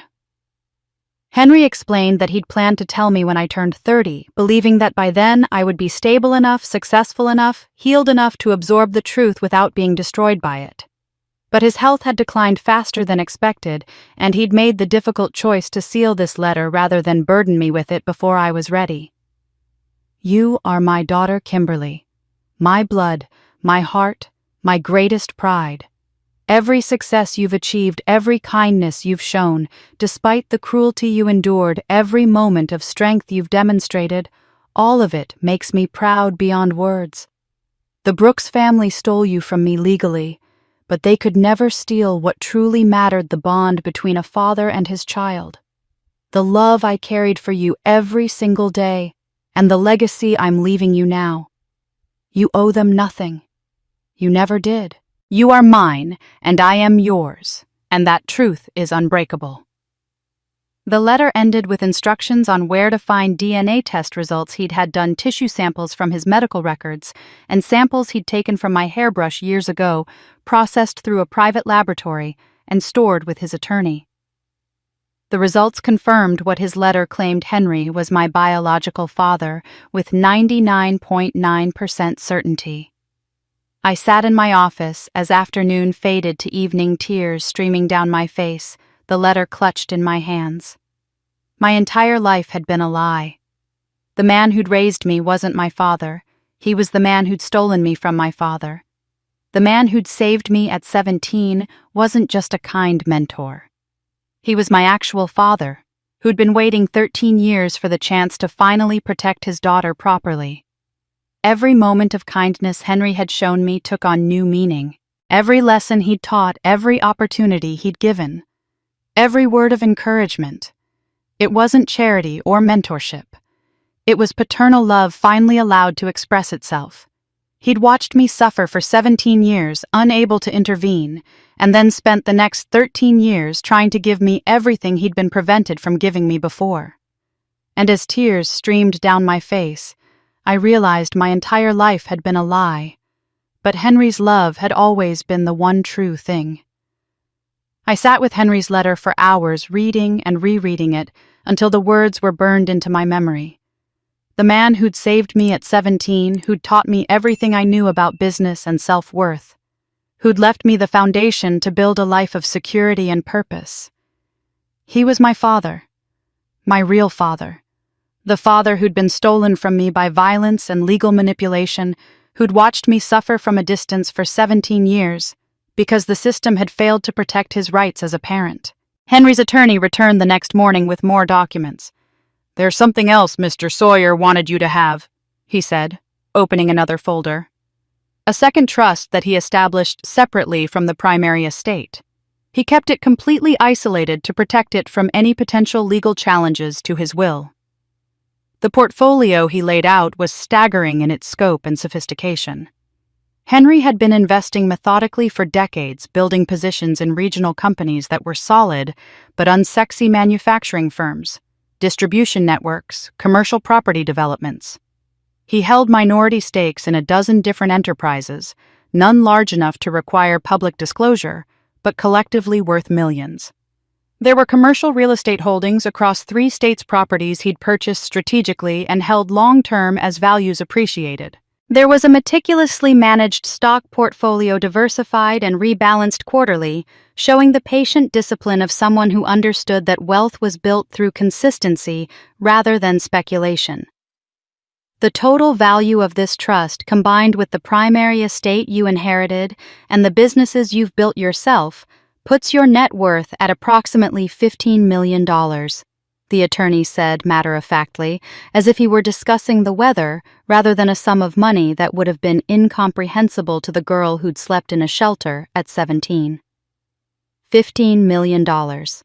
Henry had spent his life building security for a daughter he couldn't claim, publicly creating layers of protection and opportunity so that I would never be vulnerable to the people who'd hurt us both. Every investment was legitimate, documented, legally unassailable. He'd given me not just money, but power. The kind of power that meant I would never have to ask permission, never have to accept crumbs, never have to tolerate abuse from people who believed they had leverage over me. "There's one more asset I should mention." The attorney continued, pulling out another file. "Mr. Sawyer purchased a debt collection agency about 8 years ago, Summit Financial Recovery. It was struggling at the time, employing aggressive tactics that were legal but ethically questionable. He restructured it to focus on payment plans and rehabilitation rather than harassment. It's now quite profitable and handles various consumer debt portfolios purchased from creditors who've written off accounts." I recognized the name immediately. Summit Financial Recovery was the agency that had sent my mother the letter about her restructured debt, the agency I'd used to purchase her credit card obligations. "I own that company," I said slowly. "I've been using it for acquisitions." "Technically, you own the holding company that owns Summit," the attorney clarified. "Mr. Sawyer set it up that way deliberately. He wanted you to have authority over collection practices and the ability to purchase specific debt portfolios if necessary. It gave him, and now you, strategic positioning regarding anyone who might try to financially manipulate you." The implications crystallized. Henry had acquired a debt collection agency and positioned it so that I would have legal authority over the collection terms for anyone whose debts we purchased, including the Brooks family. It wasn't revenge he'd planned, it was insurance, protection in case the people who'd stolen me from him ever tried to harm me financially or use debt as leverage to control me. "He thought of everything," I whispered. "He spent your entire life thinking about how to protect you," the attorney replied gently. "Every asset, every investment, every legal structure, all of it was designed to ensure you'd be safe and secure no matter what happened. That's what fathers do, Ms. Brooks. They protect their children even when they have to do it from a distance." After the attorney left, I sat alone in my home office, surrounded by documents that told the story of a father's love expressed through strategic planning and patient sacrifice. Henry had watched me grow up from the shadows, unable to claim me, but never abandoning me. He'd built wealth specifically to give to the daughter he couldn't raise. He'd documented everything that had been done to me so that I would never be gaslit about my own experiences. He'd created legal structures that would protect me from future harm, And he'd left me a letter explaining it all, trusting that when I finally learned the truth, I would understand why he'd done things the way he had. I thought about the Brooks family, the people I'd spent 38 years believing were my blood relatives. Mr. Brooks wasn't my father. He was the man who'd attacked my real father and stolen me through legal manipulation. Mrs. Brooks wasn't just neglectful. She'd collected government money meant for my care while treating me like a burden. Ashley wasn't really my sister in any meaningful sense. She was just another child in the household loved while I was scorned. They'd built their lives on lies and fraud. They'd raised me in contempt while cashing checks meant for my support. They'd stolen my childhood, my sense of worth, my relationship with my real father. And now, desperate and broke and facing consequences of their own choices, they were trying to take from me again this time, through harassment, defamation, and frivolous lawsuits. I had everything I needed to destroy them. Documentation of their military benefits. Fraud that could result in criminal charges and restitution demands. Evidence of child neglect and emotional abuse. Financial leverage through the debts they owed, and resources to fight them legally until they had nothing left. But more than revenge, I wanted justice. I wanted them to understand what they'd taken from me, what they'd stolen from Henry, what they'd destroyed through their greed and cruelty. I wanted them to know that the daughter they'd thrown away had been the daughter of a man who loved her profoundly, and that their abuse of me was an abuse of that love. I began organizing the documents, building a strategy for the confrontation I knew was coming. I would give them one chance, one opportunity to walk away, to sign away any claim to me or my life, to accept minimal help in exchange for permanent distance. If they refused, if they continued their harassment and their attempts to exploit me, I would release everything. The fraud, the abuse, the theft, all of it documented and undeniable. Henry had given me the tools. Now I had to decide how to use them. But before I could act my father, the man who stole my life made a choice so reckless it would force my hand in ways I had never imagined. The Brooks family's desperation metastasized into something uglier than I'd anticipated. I'd expected continued harassment, maybe escalating legal threats, but what came next revealed just how unhinged they'd become when faced with someone who refused to be manipulated. Ashley struck first through social media, her chosen battlefield. She posted a series of tearful videos that were masterclasses in selective truth and emotional manipulation. In one, she held up an eviction notice while crying about how her own sister had abandoned her in her time of greatest need. In another, she played voicemails from creditors while explaining that she'd sacrificed so much for family and now had nowhere to turn. She showed bills and debt notices, carefully angling the camera to hide her designer handbag in the background and the expensive ring she still wore. The videos were edited perfectly, showing her at her most sympathetic, vulnerable, scared, alone. She never mentioned her complete lack of work history, her years of being supported by parents who couldn't afford it, or the fact that she'd spent a decade pursuing influencer dreams instead of building actual skills. She just cried prettily and talked about family abandonment and how wealth had changed me. The posts went viral within our local community. Hundreds of shares, thousands of comments. Strangers who knew nothing about our history weighed in with judgments. This is what's wrong with rich people. Family should come first. Money changes people and not for the better. The narrative she'd crafted was simple and compelling. Poor struggling sister abandoned by wealthy, heartless sibling who'd forgotten where she came from. Local news picked it up as a human interest story, family torn apart by wealth disparity. They interviewed Ashley, who performed beautifully, talking about how we'd been so close growing up and how my success had changed everything. The reporter asked if she'd reached out to me. "So many times," Ashley said, dabbing her eyes. "But she won't even return my calls. I just want my sister back." My business contacts began sending me the links, asking awkwardly if everything was all right. Some believed Ashley's version automatically. Others were more circumspect but clearly uncomfortable. The professional reputation I'd built carefully over years was being attacked by someone with a smartphone and no regard for truth. My mother, meanwhile, had launched her own campaign through more traditional channels. She was calling my business associates, directly positioning herself as a concerned parent, warning people about her troubled daughter. I learned about it when a longtime business partner called me directly. "Kimberly, I need to tell you something uncomfortable. A woman claiming to be your mother called me yesterday. She said some concerning things about your mental health and how you acquired your initial capital. She suggested that the man who mentored you was senile and that you'd manipulated him. I didn't believe her, but I thought you should know she's making these calls." She was making calls. Plural. My attorney's investigator confirmed she'd contacted at least a dozen people in my business network, each time presenting herself as a worried mother, trying to protect people from her unstable daughter, who'd forged documents and betrayed her family. Most dismissed her, but some didn't. Several business relationships that had been developing suddenly went cold.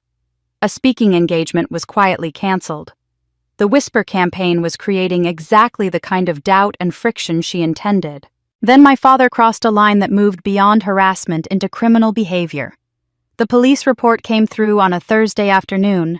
Mr. Brooks had been escorted from my beachfront property after attempting to gain entry with a locksmith he'd hired. He'd told the locksmith he was the owner and had been locked out by a tenant. When neighbors noticed and called police, my father had become belligerent, shouting that his daughter had stolen the property and he had family rights to access it. The police report noted that he'd been highly agitated and uncooperative, claiming the officers didn't understand his legal position, threatening to sue the police department for preventing a father from accessing his daughter's property. They'd escorted him off the premises and issued a warning about trespassing.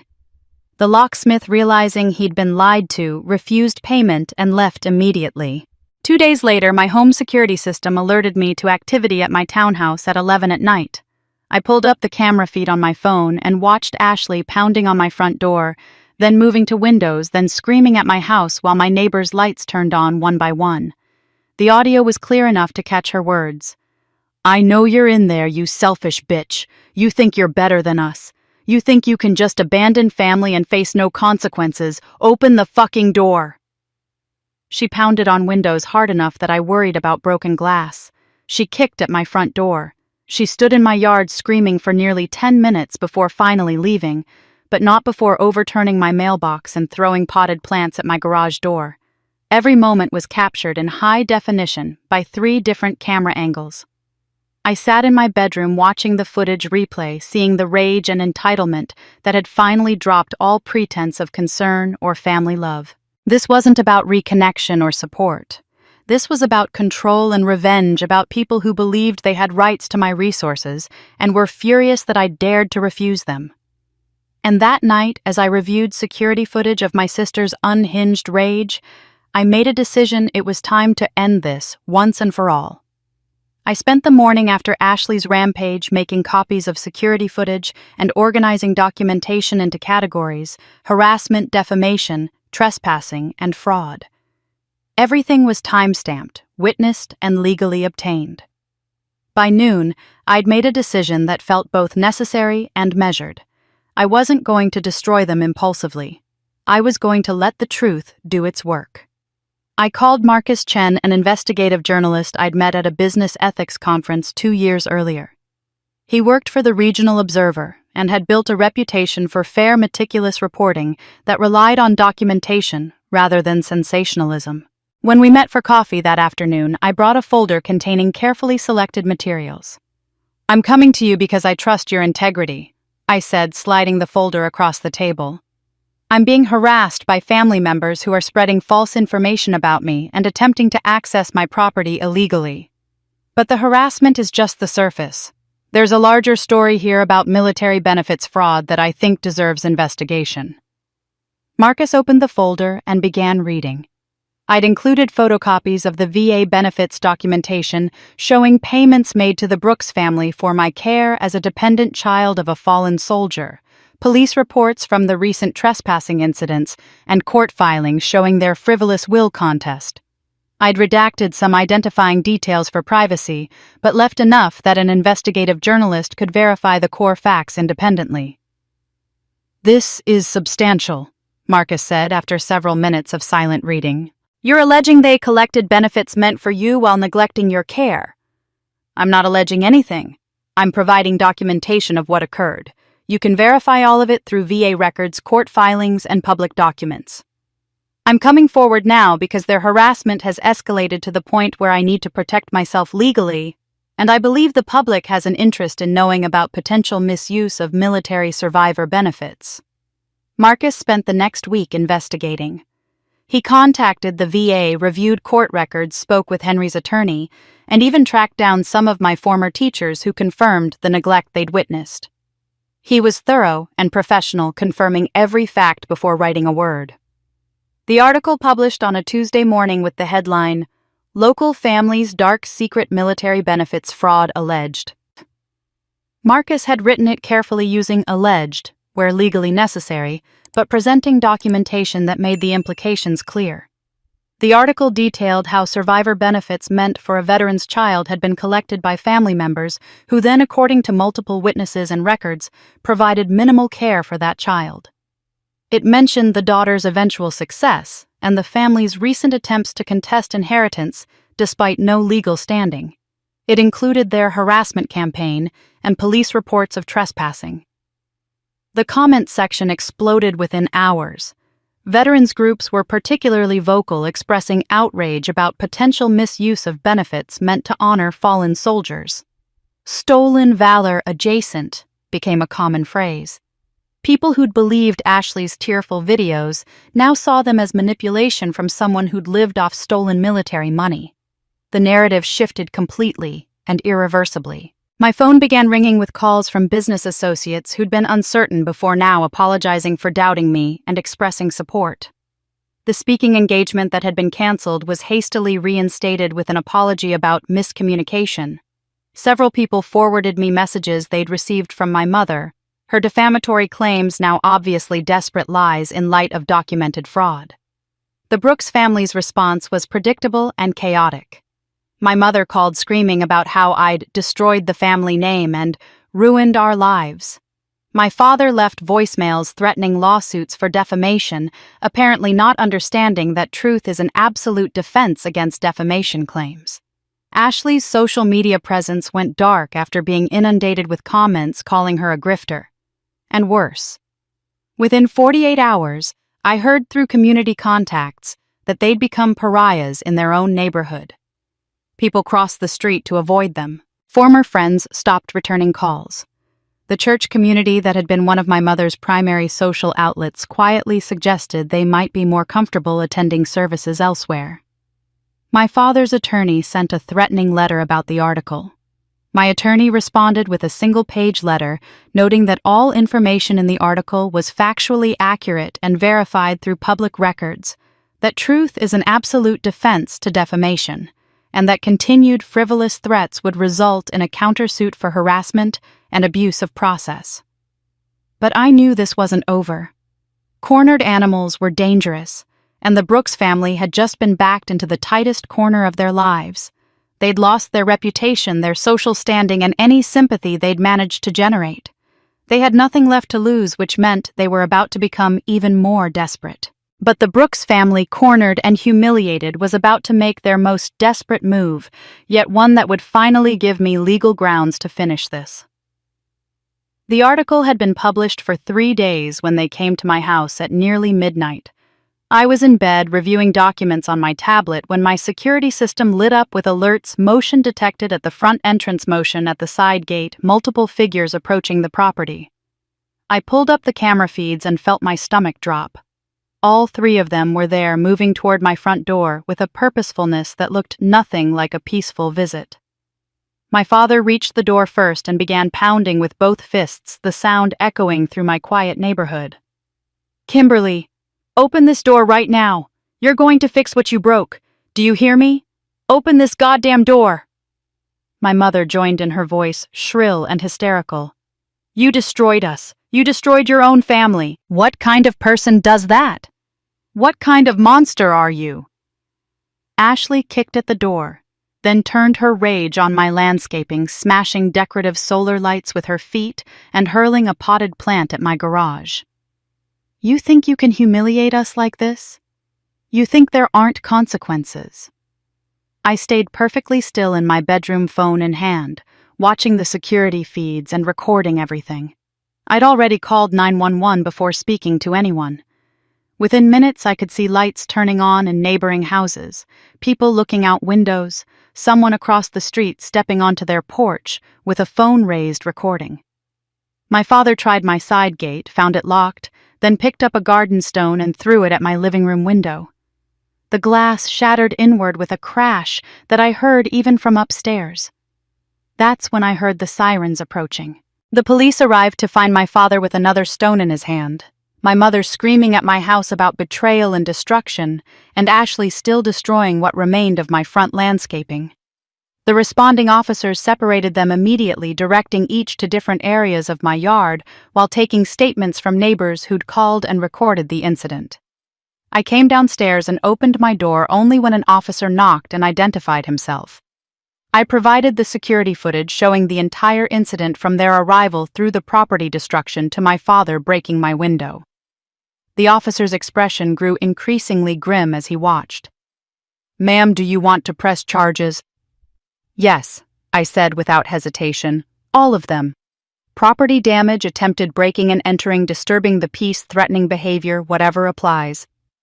Ashley was arrested on the spot for property destruction and attempted assault. My father was detained for questioning about the broken window and the stone still in his hand. My mother was cited for disturbing the peace and told to leave the property immediately. All three were informed that they were to have no contact with me whatsoever or face additional charges. I watched through my window as neighbors stood in their yards, some still recording, all watching the Brooks family being placed in police vehicles and driven away. The scene was surreal. These people who'd once thrown me out as worthless were now being arrested on my property for trying to intimidate me into submission. At the police station, according to the report I received later, reality had crashed down on them in ways that social disapproval and damaged reputation hadn't managed. They weren't victims confronting an ungrateful daughter. They were adults who'd committed crimes because they believed they had rights to someone else's property and life. Their attorney hastily called in the middle of the night, explained that they were facing potential criminal records, restraining orders, and even civil suits for damages. The consequences were real, immediate, and entirely of their own making. The next morning, my attorney arrived at my house to survey the damage and discuss next steps. Broken window, destroyed landscaping, damaged doorframe from the kicking and pounding. We documented everything with photographs and repair estimates. "We're filing for a permanent restraining order," he said. "Based on the documented harassment, multiple trespassing attempts, property damage, and now this violent incident. We have more than enough evidence." "And the will contest?" I asked. "I'm serving them with an ultimatum today. Drop the will contest immediately and sign agreements to cease all harassment, or we countersue for abuse of process and harassment, and we release all documentation about the military benefits fraud publicly, including evidence about the attack on Henry. I'm also including documentation about your father's employment termination for fraud. Their attorney will advise them to drop everything immediately." The papers were served that afternoon. I imagine the scene when the Brooks family's attorney reviewed what we were threatening to release, not just the VA fraud, but the assault on Henry, the documented child neglect, the employment fraud. Everything that would not only destroy what little reputation they had left, but potentially result in criminal investigations and restitution demands. The attorney called my attorney within 2 hours. "They want to meet," my attorney told me after the call. "They're willing to negotiate anything. They're finally ready to talk terms." I felt no satisfaction, just a weary kind of inevitability. Of course they wanted to negotiate now when they were facing real consequences instead of just damaged pride. Of course they were ready to talk terms when criminal charges and public exposure were imminent. "Set up the meeting," I said. "But it happens at your office with you present, and they come prepared to sign whatever I put in front of them. No negotiation, no discussion, just consequences and terms." "Understood," he said. "I'll schedule it for this week." Because that afternoon, I received a call from the attorney. They want to meet. They're willing to negotiate anything. They're finally ready to talk terms. The meeting was scheduled for Friday afternoon at my attorney's conference room, neutral territory, with glass walls and a receptionist who could serve as witness if needed. I arrived 15 minutes early, dressed in a tailored navy suit that projected calm authority. My attorney had prepared a comprehensive presentation of every piece of evidence we had organized chronologically and categorized by offense. We arranged the documents on the conference table like chess pieces in an endgame position. The Brooks family arrived exactly on time, escorted in by the receptionist. The contrast between us was striking. My father wore an ill-fitting suit that looked like it had been purchased from a discount store, the fabric cheap and the shoulders sitting wrong. My mother's face was bare of the heavy makeup she usually wore, making her look older and more haggard than I'd ever seen her. Ashley walked behind them with her arms wrapped around herself, her usual confidence completely absent. They sat on one side of the massive conference table, while my attorney and I sat opposite. The physical arrangement felt symbolic, them on one side defensive, and diminished me on the other with legal representation and documentation. No one spoke for a long moment, the silence heavy with everything that had led us to this room. My attorney began by sliding a bound document across the table. This is a comprehensive record of every legal violation, every act of harassment, every fraudulent claim, and every documented threat made by the Brooks family against Ms. Brooks over the past several months, with supporting evidence, witness statements, and timestamps. My father reached for it, but his hands trembled slightly as he opened the cover. Inside were police reports, security footage stills, copies of defamatory communications, medical records, VA benefit documentation, and Henry's investigative files. Page after page of undeniable evidence. "We're prepared to take all of this to both criminal and civil court," my attorney continued. "The military benefits fraud alone carries significant penalties, including restitution fines and potential imprisonment. The recent harassment and property destruction are criminal matters currently being processed. The defamation is actionable in civil court. However, Ms. Brooks is willing to offer an alternative resolution." I spoke for the first time, my voice calm and measured. "I'll make this simple because I don't want to spend any more time or energy on this than necessary. I will pay the outstanding balances on your most critical debts, mortgage arrears, the car repossession, the immediate credit card defaults that are threatening you with legal action. I will not give you cash. I will not give you ongoing support. I will pay creditors directly one time only to eliminate your immediate crisis."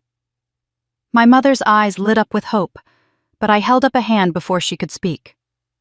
"In exchange, you will sign legal documents permanently and irrevocably relinquishing any claim to my assets, my inheritance, my estate, or any future earnings or properties. You will agree to no contact terms, no calls, no visits, no emails, no social media, mentions, no communications through third parties, no speaking to press or media about me. You will drop the will contest immediately. You will cease all defamatory statements. If you violate these terms even once, a single phone call, a single social media post, a single conversation with a journalist, I will release all documentation publicly and pursue legal action for every crime and tort possible. This is a one-time offer. Take it or face everything in these documents being filed with courts and released to media." My father's face flushed red. "That's extortion." "That's consequence," I corrected coldly.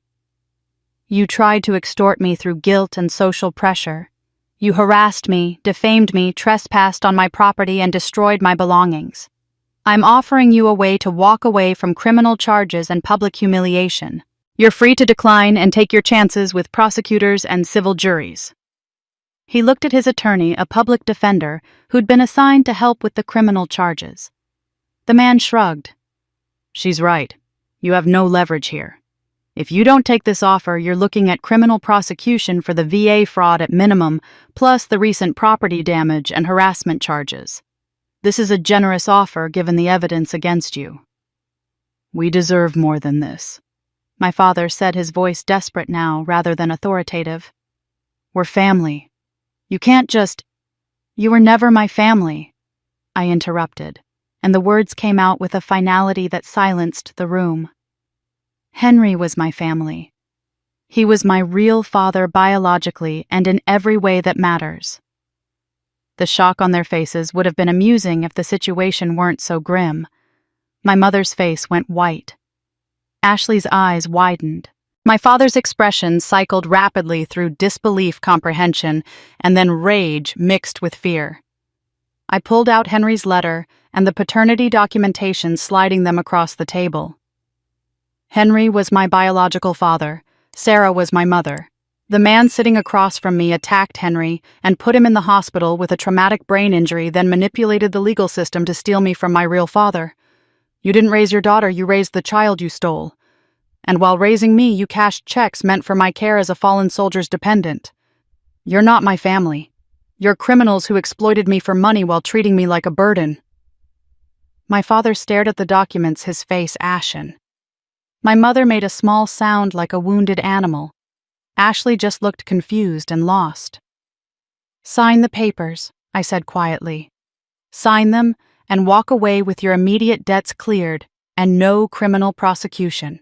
Or refuse and face everything you've done being exposed in public court proceedings. The silence stretched for what felt like hours.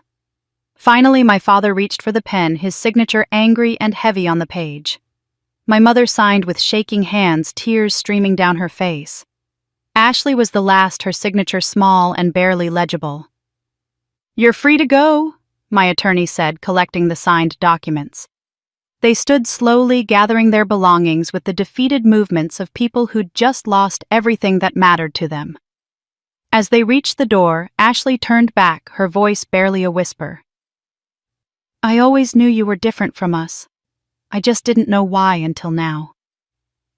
My parents moved toward the conference room door with hunched shoulders and defeated steps, but Ashley lingered, standing awkwardly near her chair. She looked at me with an expression I'd never seen on her face before. Something raw and uncertain, stripped of the entitlement and performative emotion that usually characterized her interactions. Can I speak to Kimberly alone for a few minutes? She asked quietly. Please, just 5 minutes. My attorney's expression made his opinion clear. This was a bad idea. But I found myself nodding. 5 minutes, I said. You can wait outside, I told my attorney. He left reluctantly, leaving the door slightly ajar. Ashley and I stood on opposite sides of the conference table, the signed documents still scattered between us like the wreckage of a demolished building. I'm not going to ask you for anything. Ashley began, her voice steadier than I expected. I'm not going to make excuses or try to manipulate you into feeling sorry for me. I just need you to know something, and I need to say it before I lose the courage. I stayed silent, waiting. I always felt the favoritism growing up, she said. Even as a kid, I knew something was off about how differently they treated us. I knew it wasn't normal that I got everything while you got nothing. But I didn't understand why until I was about 16. I overheard them fighting one night, Mom and Dad screaming at each other about old betrayals and mistakes. That's when I learned the truth about myself. She paused, taking a shaky breath. I'm not their biological child. Not Mom's, anyway. I'm Dad's daughter from an affair he had early in their marriage. My birth mother died when I was 2, and Dad brought me home. Mom agreed to raise me to keep the marriage together, to maintain appearances, to prove to her family and friends that she could be the bigger person and make it work. I felt my understanding of our childhood shift, slightly pieces, rearranging themselves into a new pattern. The reason they showered me with affection wasn't because I was special or better, Ashley continued. It was because I was evidence of Dad's betrayal and Mom's humiliation. They were trying to bury shame with performative family normalcy. Every time they praised me and ignored you, it wasn't really about us at all. It was about them trying to prove they could be good parents, trying to make up for whatever they'd done to you. Though I didn't know the full extent of that until today. She looked down at the documents on the table. I was the prop in their redemption story, and you were the reminder of their failures. I got love that was conditional on maintaining an illusion. You got nothing, and somehow you became stronger because of it while I became this. She gestured at herself with something like disgust. When I was little, I was jealous of how you and Henry looked at each other. Ashley said, her voice breaking slightly. You had something real. He chose you and loved you without conditions or performance. I had to be perfect every single day to maintain their approval, and even then I could feel it was hollow. When I started failing, when I couldn't maintain the illusion anymore, they didn't know what to do with me. I was supposed to be the success story that validated their parenting. When I became just another failure, I had no value to them. She wiped her eyes roughly with the back of her hand. I'm not asking for forgiveness. I participated in the cruelty. I was complicit in the exploitation. I benefited from favoritism I knew was wrong. I took your money and your labor and your sacrifice, and I acted like it was owed to me. I recorded you being thrown out of the house, and I thought it was funny. I don't deserve forgiveness for any of that. Then why are you telling me this? I asked, my voice quieter than I intended. Because you should know that the family you thought rejected you was never really a family at all. It was a performance built on lies and shame and fraud. None of it was about you being inadequate. It was always about them being broken. She picked up her bag slowly. And because I want to say thank you. Thank you. For ending this, Ashley said simply. For being strong enough to walk away to build something real, to finally force all of us to face consequences instead of living in that toxic bubble of delusion. We all needed you to be stronger than us, and you were. I'm sorry it cost you so much. She moved toward the door, then paused. I don't expect to see you again. I don't expect you to think of me as a sister or to include me in your life in any way. I just wanted you to know that I understand now. Henry was your real father, and he loved you the way a parent should. The rest of us were just people who happened to live in the same house hurting each other because we were all trapped in a lie we didn't know how to escape. She opened the door, then looked back one last time. I hope you build something beautiful with your life, Kimberly. You deserve that. You always did. Then she walked out, and I stood alone in the conference room, surrounded by signed documents that severed legal ties to people who'd never really been my family at all. I sat down slowly, processing Ashley's confession. Part of me wanted to dismiss it as another manipulation, but the raw honesty in her voice had felt genuine, in a way nothing she'd ever said to me before had felt. She'd been another victim of the Brooks family's dysfunction, just a different kind of victim. That didn't excuse her cruelty, didn't erase the years of complicity, but it complicated the simple narrative of villain and victim I'd been carrying. And as I watched my sister walk away, I felt something unexpected, not forgiveness, but release, like a weight I didn't know I carried finally lifting. The weeks following the signed agreements felt surreal in their quietness. After months of harassment threats and escalating conflict, the sudden absence of the Brooks family from my life created a space I wasn't quite sure how to fill. But I'd made promises in that conference room, and I intended to keep them not out of love or obligation, but because I'd given my word, and because justice demanded I follow through. My attorney oversaw the execution of every term. The mortgage arrears were paid through Summit Financial Recovery, the collection agency I controlled, but with conditions. The payment prevented immediate foreclosure, but the Brooks family was placed on a strict repayment plan for the remaining mortgage balance. They would keep their house, but they would be accountable for it in ways they'd never been before. No more living beyond their means, no more assuming someone would bail them out. They would make payments on time or face consequences. The car situation was handled similarly. I paid enough to stop the repossession proceedings, but the loan balance remained their responsibility. They would make monthly payments or lose the vehicle.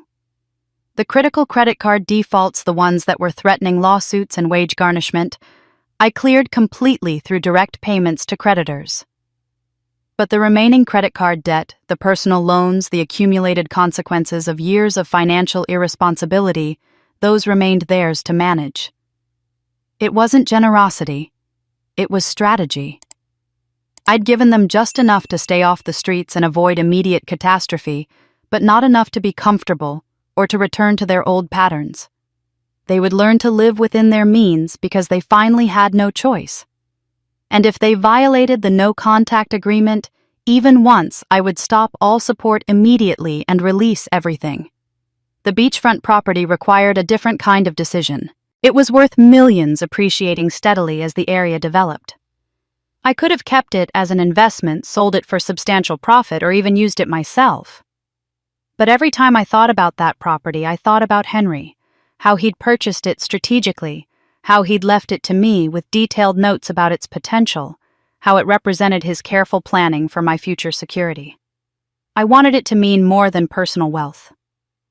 I contacted a nonprofit organization I'd been researching, one that provided transitional housing and support services for youth aging out of foster care. These were young people who at 18 were legally adults, but had no family support, no safety net, nowhere to go.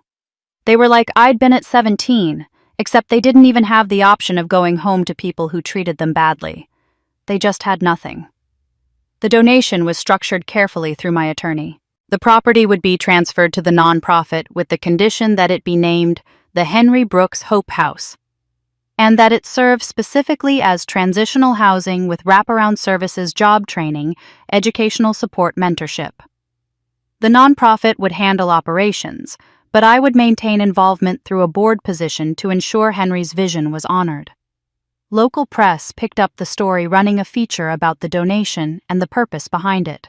The article included background about Henry's military service, his commitment to helping vulnerable young people, and how his legacy was being transformed into ongoing support for youth who needed exactly what he'd given me: a chance, a foundation, a reason to believe they could build something meaningful from nothing. The positive coverage felt almost redemptive after months of Ashley's tearful videos and my mother's whisper campaigns. But more than reputation management, the donation felt right. It transformed something Henry had built for me into something that would help hundreds of young people over the years. His love multiplied and extended far beyond us.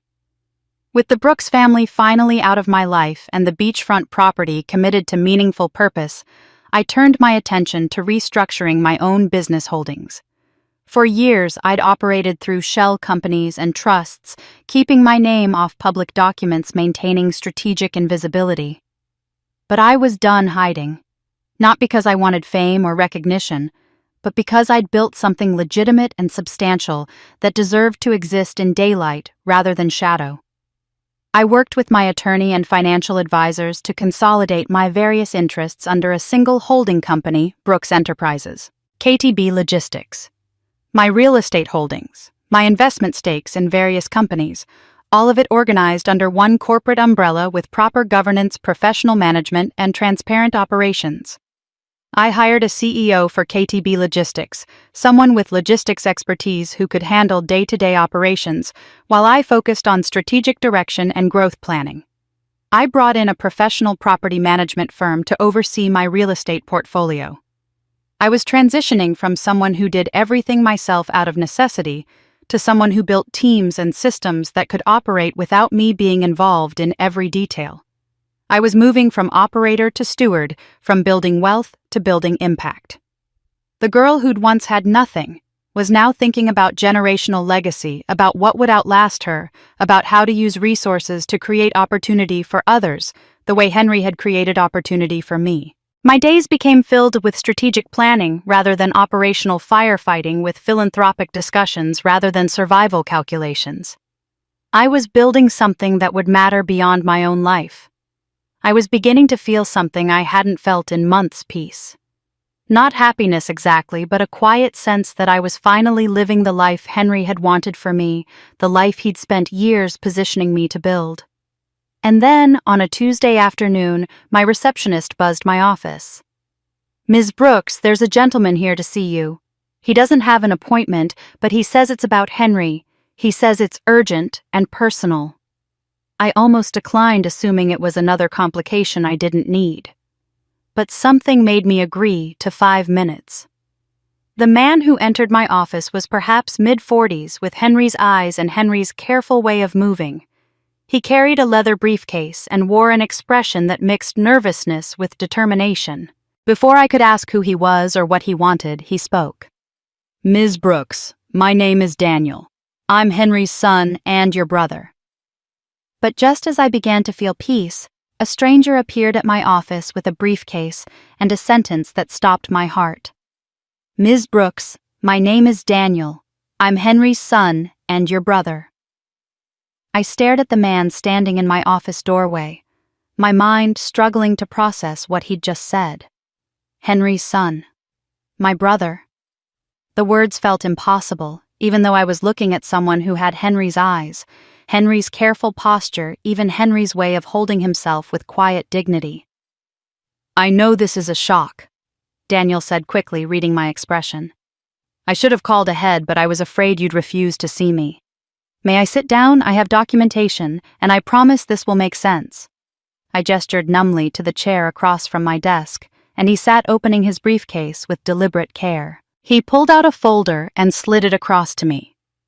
A birth certificate showing Henry Brooks as father and Sarah Chen as mother, dated 2 years before my own birth. The child's name was listed as Daniel Chen Brooks, born at the same hospital where I'd later be born. Sarah had twins. Daniel began, his voice steady but emotional. Me and you.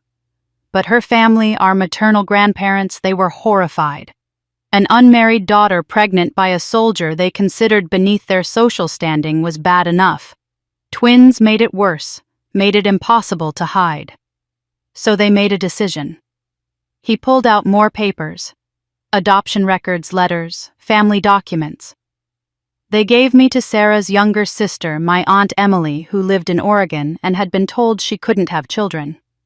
The family story was that Emily had adopted a child from a private adoption. I grew up knowing Emily as my mother, never knowing about Sarah, about Henry, about you. It wasn't until I turned 18 and Emily was dying of cancer that she told me the truth. She gave me these documents and said I deserved to know where I came from. You knew about me, I said, finding my voice. All this time you knew I existed. I found Henry when I was 19, Daniel said. I used the documents Emily gave me to track him down. He was shocked, overwhelmed. And then once he verified everything, he was overjoyed. He told me about you, about how he'd been watching over you from a distance, about the Brooks family situation. He asked me to wait to contact you. Wait for what? Daniel pulled out a letter in Henry's handwriting dated 5 years ago. He said this: your sister has had to fight for everything her entire life. She's still fighting battles that would break most people. When you meet her, she needs to have won those battles. She needs to be strong enough that learning about you is a gift, not another burden. Don't burden her with this when she's still fighting. Wait until she's won. Tears blurred my vision as I read Henry's words. Even in this, even in keeping a secret about a brother I never knew I had, he'd been protecting me, thinking strategically about what I needed and when I needed it. I've been waiting, Daniel continued softly. Watching from a distance like Henry taught me to do. When the news articles came out about your success, about the Brooks family's harassment, about the confrontation, I knew the battles were coming to an end. When I saw the article about the Hope House donation, I knew you'd won. That's when Henry wanted me to come to you. When you were strong enough, successful enough, healed enough, that I would be family, not another complication. He pulled out a photo album from his briefcase, opening it to reveal pictures I'd never seen. Sarah, our mother, pregnant and smiling. Henry, younger, in military uniform with his arm around her. Photos of Sarah holding 2 babies, Daniel and me, in a hospital room, her face radiant despite the obvious exhaustion. The family I should have had, captured in images that had been hidden for decades. Henry told me stories about you, Daniel said. How you learned his business so quickly, how you asked questions that showed you were really thinking, not just following instructions. He told me about your first property deal, your first employee hire, your first successful negotiation. He was so proud of you, Kimberly. Every achievement, every milestone, he told me about all of it, because he couldn't tell you how proud he was without revealing too much. I couldn't speak through the tears, so Daniel continued. I don't want anything from you. I need to make that clear right away. I'm a civil engineer. I'm married. I have 2 kids. I live a quiet life in Washington State. I'm financially comfortable. Henry left me some money too, enough to be secure. I'm not here for inheritance or business opportunities or anything except this. I want to offer you family, real family, the kind that doesn't come with conditions or expectations. He pulled out his phone and showed me photos. A woman with kind eyes and an easy smile, his wife Karen. 2 children, a boy about 10 and a girl about 7, grinning at the camera. These are your niece and nephew. They know about you and they've been asking to meet their Aunt Kimberly. Karen wants to welcome you. We want you to know that you have people who chose you before we even met you, because Henry told us who you were and we loved you for surviving everything he described. I don't know what to say, I managed. You don't have to say anything yet, Daniel said gently. I'm staying in town for a few days. Here's my number. Call me if and when you're ready. No pressure, no expectations. I just wanted you to know you're not alone anymore. You have a brother who understands what it means to be Henry's child. You have family who wants you, who chose you, who's been waiting for the right time to tell you that you matter to us. He stood collecting his documents but leaving the photo album. That's for you. Pictures of our mother, of Henry when he was young, of the family we should have had. Whatever happens next is up to you, Kimberly. But I hope you'll let us be part of your life. And for the first time since Henry died, I felt something I thought was lost forever, the possibility of belonging to someone who actually wanted me. I called Daniel the next morning, my hand shaking as I dialed the number he'd left. We met for coffee, and this time the conversation lasted 4 hours.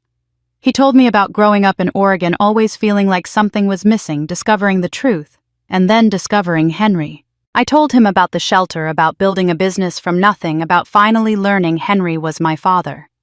We compared notes on the man who'd shaped both our lives, finding connections and similarities that made us laugh and cry in equal measure.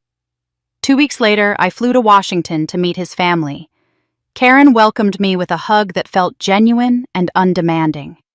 The children were shy at first, but warmed quickly when they realized I wasn't some intimidating stranger, but just another person who loved their grandfather. We spent a weekend together, and I watched the way Daniel's family operated with affection and boundaries, with correction and encouragement, with love that didn't demand performance in exchange. It was in those moments, watching Daniel help his son with homework without criticism, watching Karen comfort their daughter after a playground conflict, without shaming, that I began to understand what I'd missed. This was what family could look like. This was what Henry had wanted for me. When I returned home, I called Daniel with a proposal. I want to establish a foundation in Henry's name. Something that does for other people what Henry did for me, gives them tools and opportunity and belief that they can build something meaningful. And I want you to be co-director. We spent months planning the Henry Brooks Foundation, structuring it to serve young adults aging out of foster care or leaving broken family situations. The programs were comprehensive full scholarships for education or vocational training, business mentorship, pairing recipients with successful entrepreneurs, financial literacy courses teaching the practical skills schools often didn't cover. We wanted to give people not just money, but knowledge, not just opportunity, but support. The foundation's mission statement took weeks to perfect, but when we finalized it, it felt exactly right. For those who were told they weren't enough, we say you are everything. For those who had to raise themselves, we offer guidance. For those building futures from nothing, we provide tools. It was personal and powerful, addressing directly the young person I'd been at 17, the one Henry had seen potential in when everyone else saw only a burden. Daniel encouraged me to speak publicly about the foundation and my journey. I'd always avoided the spotlight, but he argued that my story could inspire others and attract support for the foundation's work. Reluctantly, I began accepting speaking invitations, first at small business conferences, then at community events, eventually at larger forums where my message reached hundreds.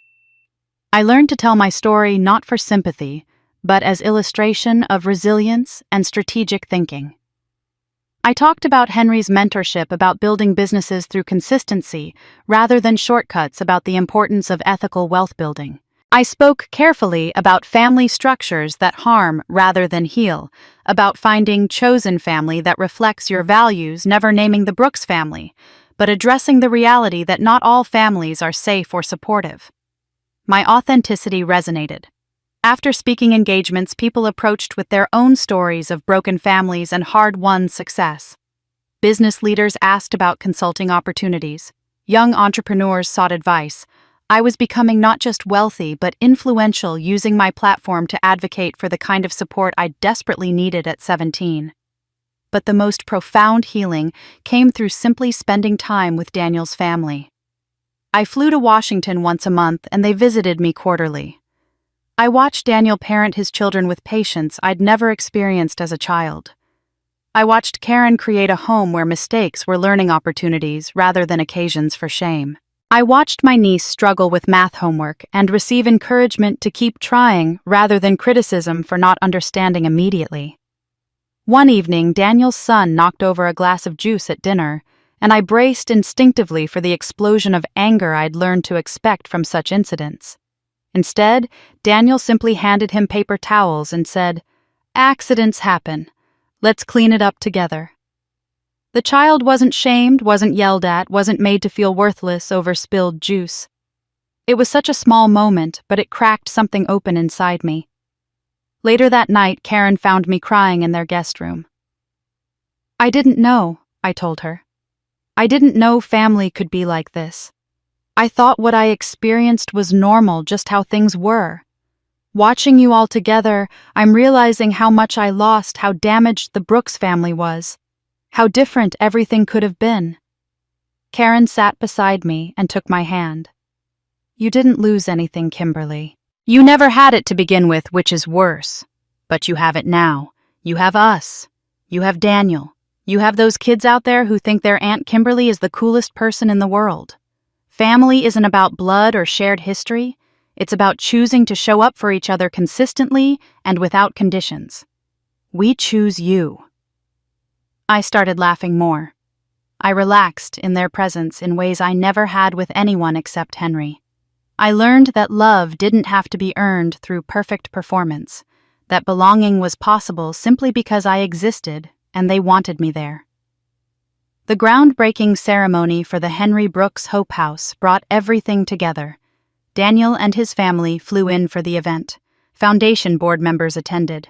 Local officials spoke about the importance of supporting vulnerable youth. The first cohort of young people who would live in the Hope House stood beside me as we turned the first shovel of earth. Standing there with a shovel in my hands, surrounded by Daniel and Karen and the children, by people who believed in Henry's vision, by young adults who would benefit from his legacy, I finally understood what this journey had been about. And as I stood at the groundbreaking ceremony for the Henry Brooks Hope House, surrounded by the family I chose and was chosen by, I realized my story wasn't about revenge, it was about reclamation. The foundation had been operating for just over a year when the letter arrived. I recognized the handwriting on the envelope immediately, my mother's careful, precise script that I'd seen on grocery lists and angry notes throughout my childhood. My first instinct was to throw it away unopened, but curiosity won out. I sat at my kitchen table with coffee growing cold and read words I never expected to see. There was no greeting, no "Dear Kimberly," just her words starting mid-thought as if we'd been in conversation all along. She wrote that she'd been in therapy for 6 months working through what her therapist called complicated grief and unresolved family trauma. She didn't apologize directly, but she acknowledged things I'd waited my entire life to hear, acknowledged. "I resented you from the moment you were born," she wrote. "You looked exactly like Sarah, my sister, the woman everyone loved, while I was always the difficult one, the jealous one, the one who wasn't quite enough." Sarah had Henry's love. She had his child, 2 children, though I didn't know about Daniel then. She had everything I wanted, and then she died, and I was left raising her daughter as my own.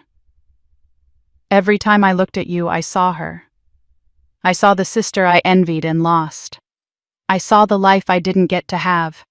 And I took that out on you, a child who had no responsibility for any of it. You deserved better than I gave you. That's my failure, not yours.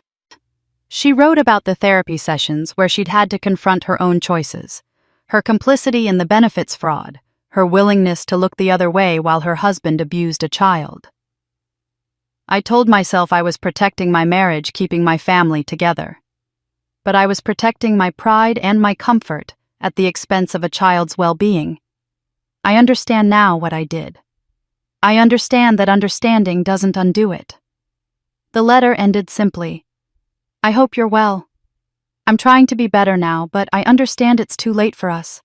You built a good life without us.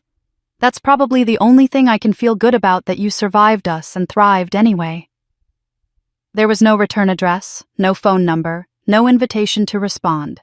Just acknowledgement floating in the space between us like a white flag raised after the war was already over. I put the letter in a drawer and didn't think about it for months. Life moved forward: foundation work, business expansion, monthly visits with Daniel's family. The letter became background noise, something that had happened but didn't require action or response.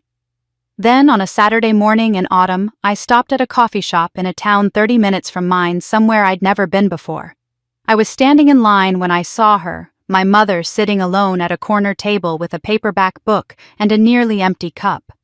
She looked older than I remembered, her hair more gray than brown, her face bare of the heavy makeup she'd always worn. She was dressed simply in jeans and a plain sweater, no designer labels, no pretense. Our eyes met. I saw recognition flicker across her face, then something like resignation. She didn't stand, didn't wave, just gave a small nod of acknowledgement, and looked back down at her book as if giving me the choice of whether to engage. I surprised myself by walking over to her table. "May I sit for a moment?" I asked. She looked up and I saw genuine surprise in her expression. "Of course." We sat in awkward silence for a few seconds before I spoke. "I got your letter. I didn't expect you to respond. I didn't write it expecting anything from you." "I know," I said. "That's probably why I'm sitting here now." She closed her book carefully, marking her place. "I've been following your foundation's work. The articles about the Hope House opening the scholarship programs. It's impressive. Henry would be proud." Something in her voice when she said his name made me look at her more carefully. "Did you know about Henry being my father?" She was quiet for a long moment. "I suspected. The way he looked at you at that shelter, the way he took you in so readily. And you had Sarah's eyes and Henry's determination, but I never asked, never confirmed it. It was easier not to know officially. Because if you knew, you'd have to confront what was done to them, to us." "Yes," she said simply, "and I wasn't ready to confront much of anything back then. I'm trying to be ready now, but I know it's far too late." We talked for perhaps 15 minutes, the conversation stilted but more honest than any we'd ever had. She asked about the foundation's work, and I shared about our first group of scholarship recipients, about the mentorship programs, about Daniel's involvement. She listened without the performative interest she'd always shown, before seeming genuinely curious about what I'd built. As our conversation wound down, she said something that caught me completely off guard. "Sarah would be proud of you. I spent so many years resenting her memory, resenting you for reminding me of her, that I never let myself see what Henry saw, that you had her strength and compassion. I wish I'd let myself see her in you instead of resenting it. Maybe things would have been different." It was perhaps the most honest thing she'd ever said to me, and the most vulnerable. I felt something shift in my chest. Not forgiveness exactly, but a releasing of something I'd been holding tightly without realizing it. "I hope your therapy helps," I said, standing. "I hope you find peace with your choices." She nodded. "Take care of yourself, Kimberly." "You too." I left the coffee shop and drove home, my mind processing the encounter. That evening, Daniel and Karen came for dinner, and I told them about seeing my mother. Karen asked how I felt about it. "I don't know," I admitted. "It wasn't reconciliation. We're not going to have a relationship, but it felt like closing something that had been left open." Daniel leaned back in his chair, thoughtful. Henry once told me something about forgiveness. He said it isn't about them deserving it. It's about you deserving peace. He said carrying anger and hurt was like drinking poison and expecting the other person to die.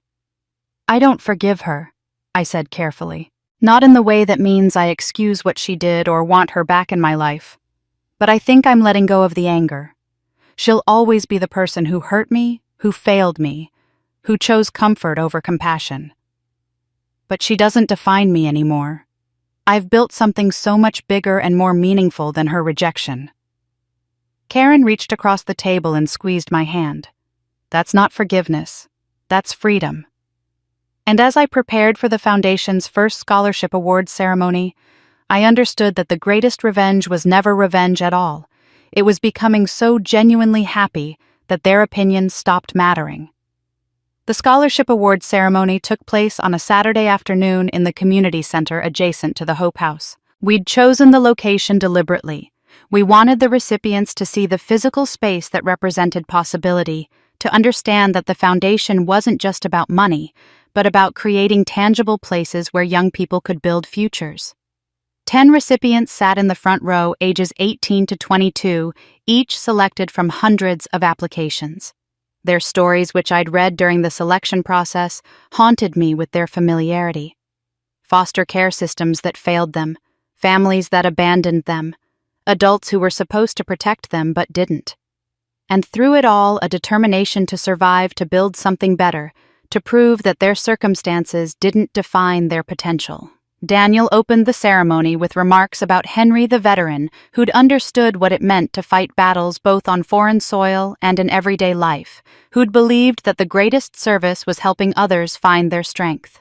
Karen spoke about the Foundation's programs and the community of support we were building. Then it was my turn. I looked at those 10 young faces and saw myself at 17 standing in a shelter with nothing but determination and a business textbook. I saw the fear they were trying to hide, the hope they were afraid to fully embrace the wounds they carried that hadn't yet healed. You've already won the hardest battle, I told them, my voice steady and clear. You survived what should have broken you. You're sitting here today not because someone rescued you, but because you refused to give up on yourselves even when everyone else did. Everything that happens from here, every class you take, every business you build, every goal you achieve is proof that they were wrong about you. The people who said you wouldn't amount to anything, who treated you like you were disposable, who made you feel like you had to earn the right to exist, they were wrong. You were never the problem. You were always enough. Several of the recipients were crying. So was I. So were most of the people in the audience, Daniel and his family business associates, who'd become genuine friends. Board members who'd committed their time and resources to this work, and graduates from the Hope House programs who'd come to celebrate the next generation. After the ceremony, young people approached to share their stories and their gratitude. I hugged them, listened to them, told them about the mentorship programs and the ongoing support they'd receive. This wasn't a one-time scholarship. This was a community, a family of people who understood what it meant to build something from nothing. As the crowd dispersed, I slipped away and drove to the coast. The Hope House sat on a bluff overlooking the ocean, the building Henry had envisioned now fully realized and filled with life. Young adults moved through the common areas, some studying, some cooking dinner together, some just sitting and talking in the way people do when they finally feel safe enough to relax. I walked down to the beach, taking off my shoes and feeling sand beneath my feet. This was where Henry's property had been the strategic investment he'd made decades ago, knowing it would appreciate leaving it to me with careful instructions about its potential. He'd never seen this transformation. The property donated, the Hope House built, the lives being changed. But I felt his presence in every grain of sand and every wave that rolled to shore. I thought about the 17-year-old girl who'd climbed out of a bedroom window with one bag and no plan beyond survival. I thought about the woman who'd spent 20 years building businesses and wealth while operating in shadows, afraid that visibility meant vulnerability. I thought about discovering Henry was my father, about meeting Daniel, about confronting the Brooks family and choosing justice over revenge. I thought about Henry watching my childhood from auditorium back rows and shelter doorways, a father who couldn't claim his daughter but never stopped protecting her. He'd left me tools to build a life, not just wealth to spend. He'd taught me that self-respect was the real currency, that power used ethically was the only power worth having, that family was about choice and consistency rather than blood and obligation. My phone buzzed with a text from Daniel, a photo of his kids holding handmade signs that read, "Best Aunt Ever," with misspellings and glitter, and the kind of enthusiastic chaos only children can create. Their faces were scrunched in ridiculous expressions designed to make me laugh. And I did laugh genuinely and freely, the sound carrying across the empty beach. When was the last time I'd laughed like that? When had joy become something I could access without fear or reservation? I pulled up my phone contacts and scrolled through names. Business partners I trusted. Foundation board members committed to our mission. Daniel and Karen and the kids. Young adults I mentored who texted me with questions and updates and occasional memes. Friends I'd made through speaking engagements and community work. My life was full of people who'd chosen to be there, who showed up consistently, who valued me for who I was rather than what I could provide. I owned properties across 3 states. I ran businesses that employed hundreds. I directed a foundation that was changing lives. I made decisions that affected people's futures positively. These were accomplishments worth acknowledging, tangible evidence of the journey I'd traveled. But more than any of that, I liked who I was. I liked the woman who'd survived abandonment and built something meaningful. I liked that I'd chosen justice over cruelty, that I'd established boundaries without becoming bitter, that I'd built a family of choice rather than settling for the family of circumstance. The validation I'd once desperately sought from people incapable of giving it, the approval of parents who saw me as a burden, the love of a family that was never really mine, none of that mattered anymore. I was free. Not because I'd destroyed the Brooks family, though they'd certainly faced consequences for their actions. Not because I'd taken revenge, though I'd held them accountable. I was free because I'd built a life so full of genuine connection and meaningful purpose that their rejection had lost its power to wound me. They'd become irrelevant, not through my hatred, but through my healing. I was no longer the forgotten daughter or the rejected child. I was Kimberly Brooks Henry's daughter in blood and spirit, Daniel's sister, an aunt to 2 beautiful children, a mentor to young people building futures from nothing, a business owner, a philanthropist, a woman who'd transformed pain into purpose.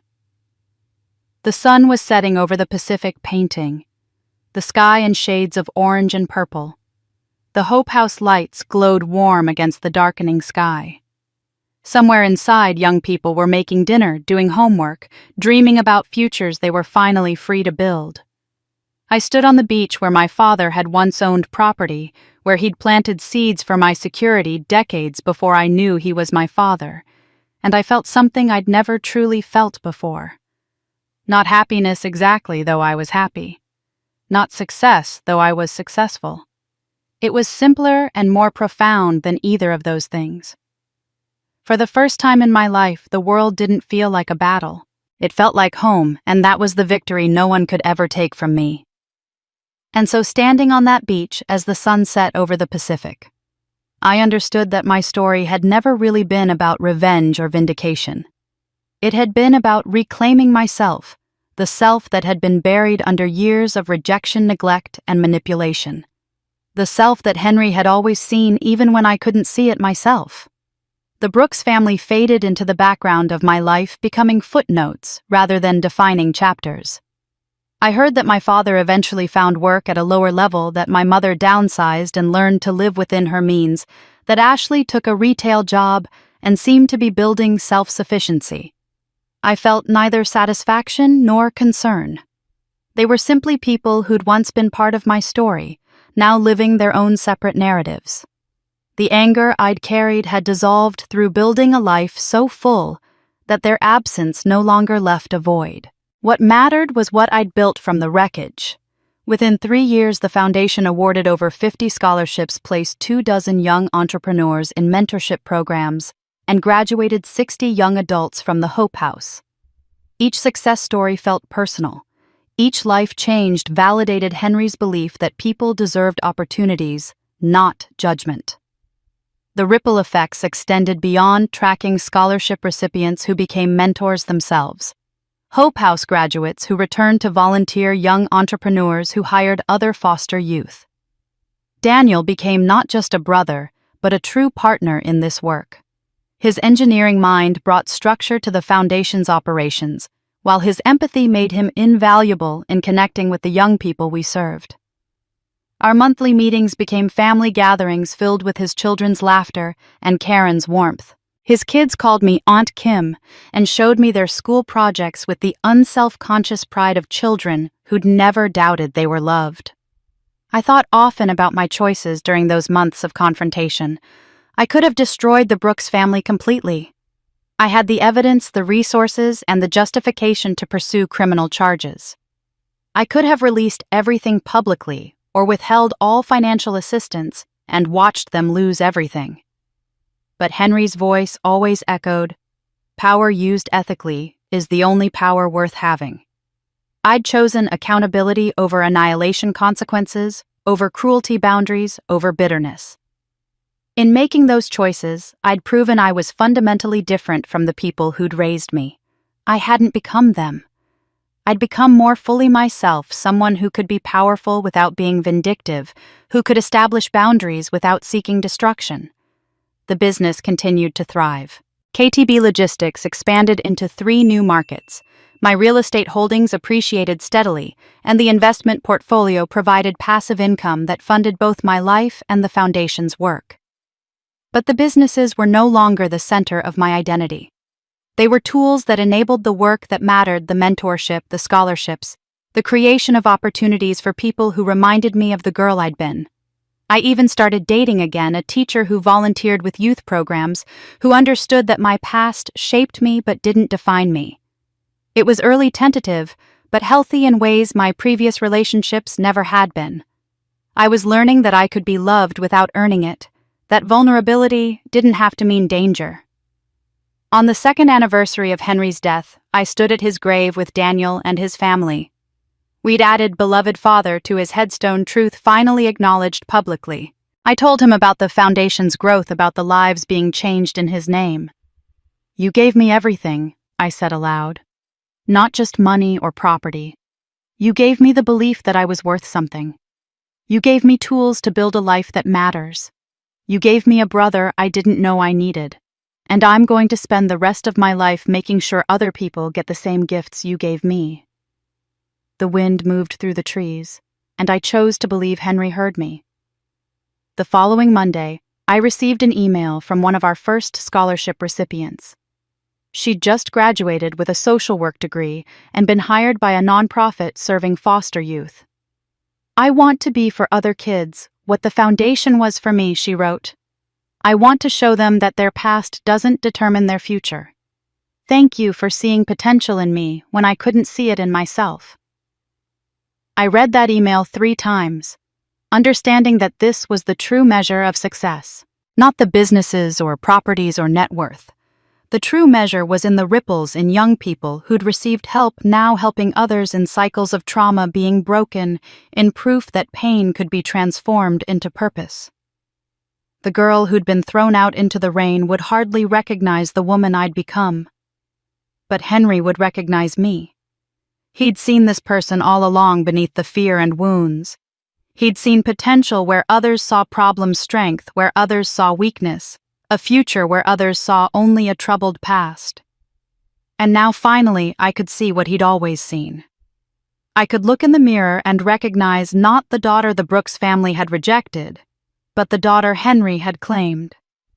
Not the burden, but the builder.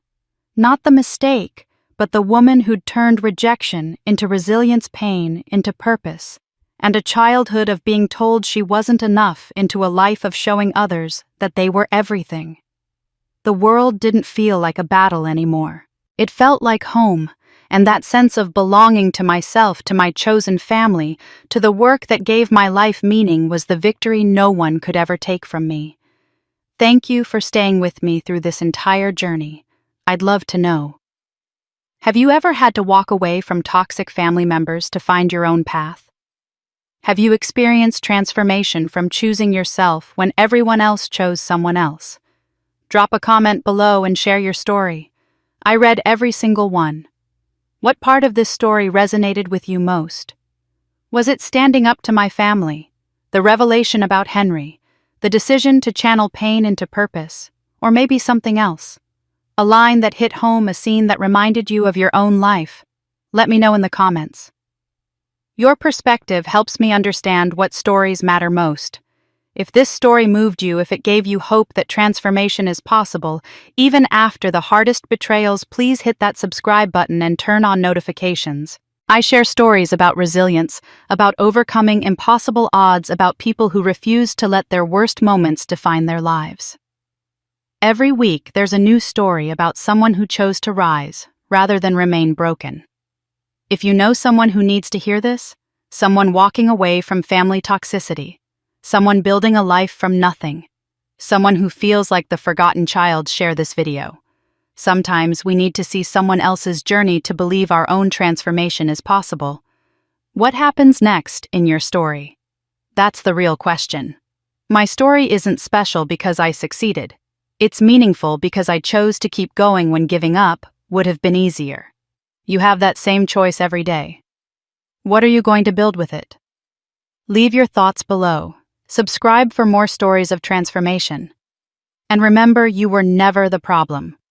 You were always enough. Sometimes it just takes walking away from people who can't see your worth to finally build a life that reflects your true value. I'll see you in the next story.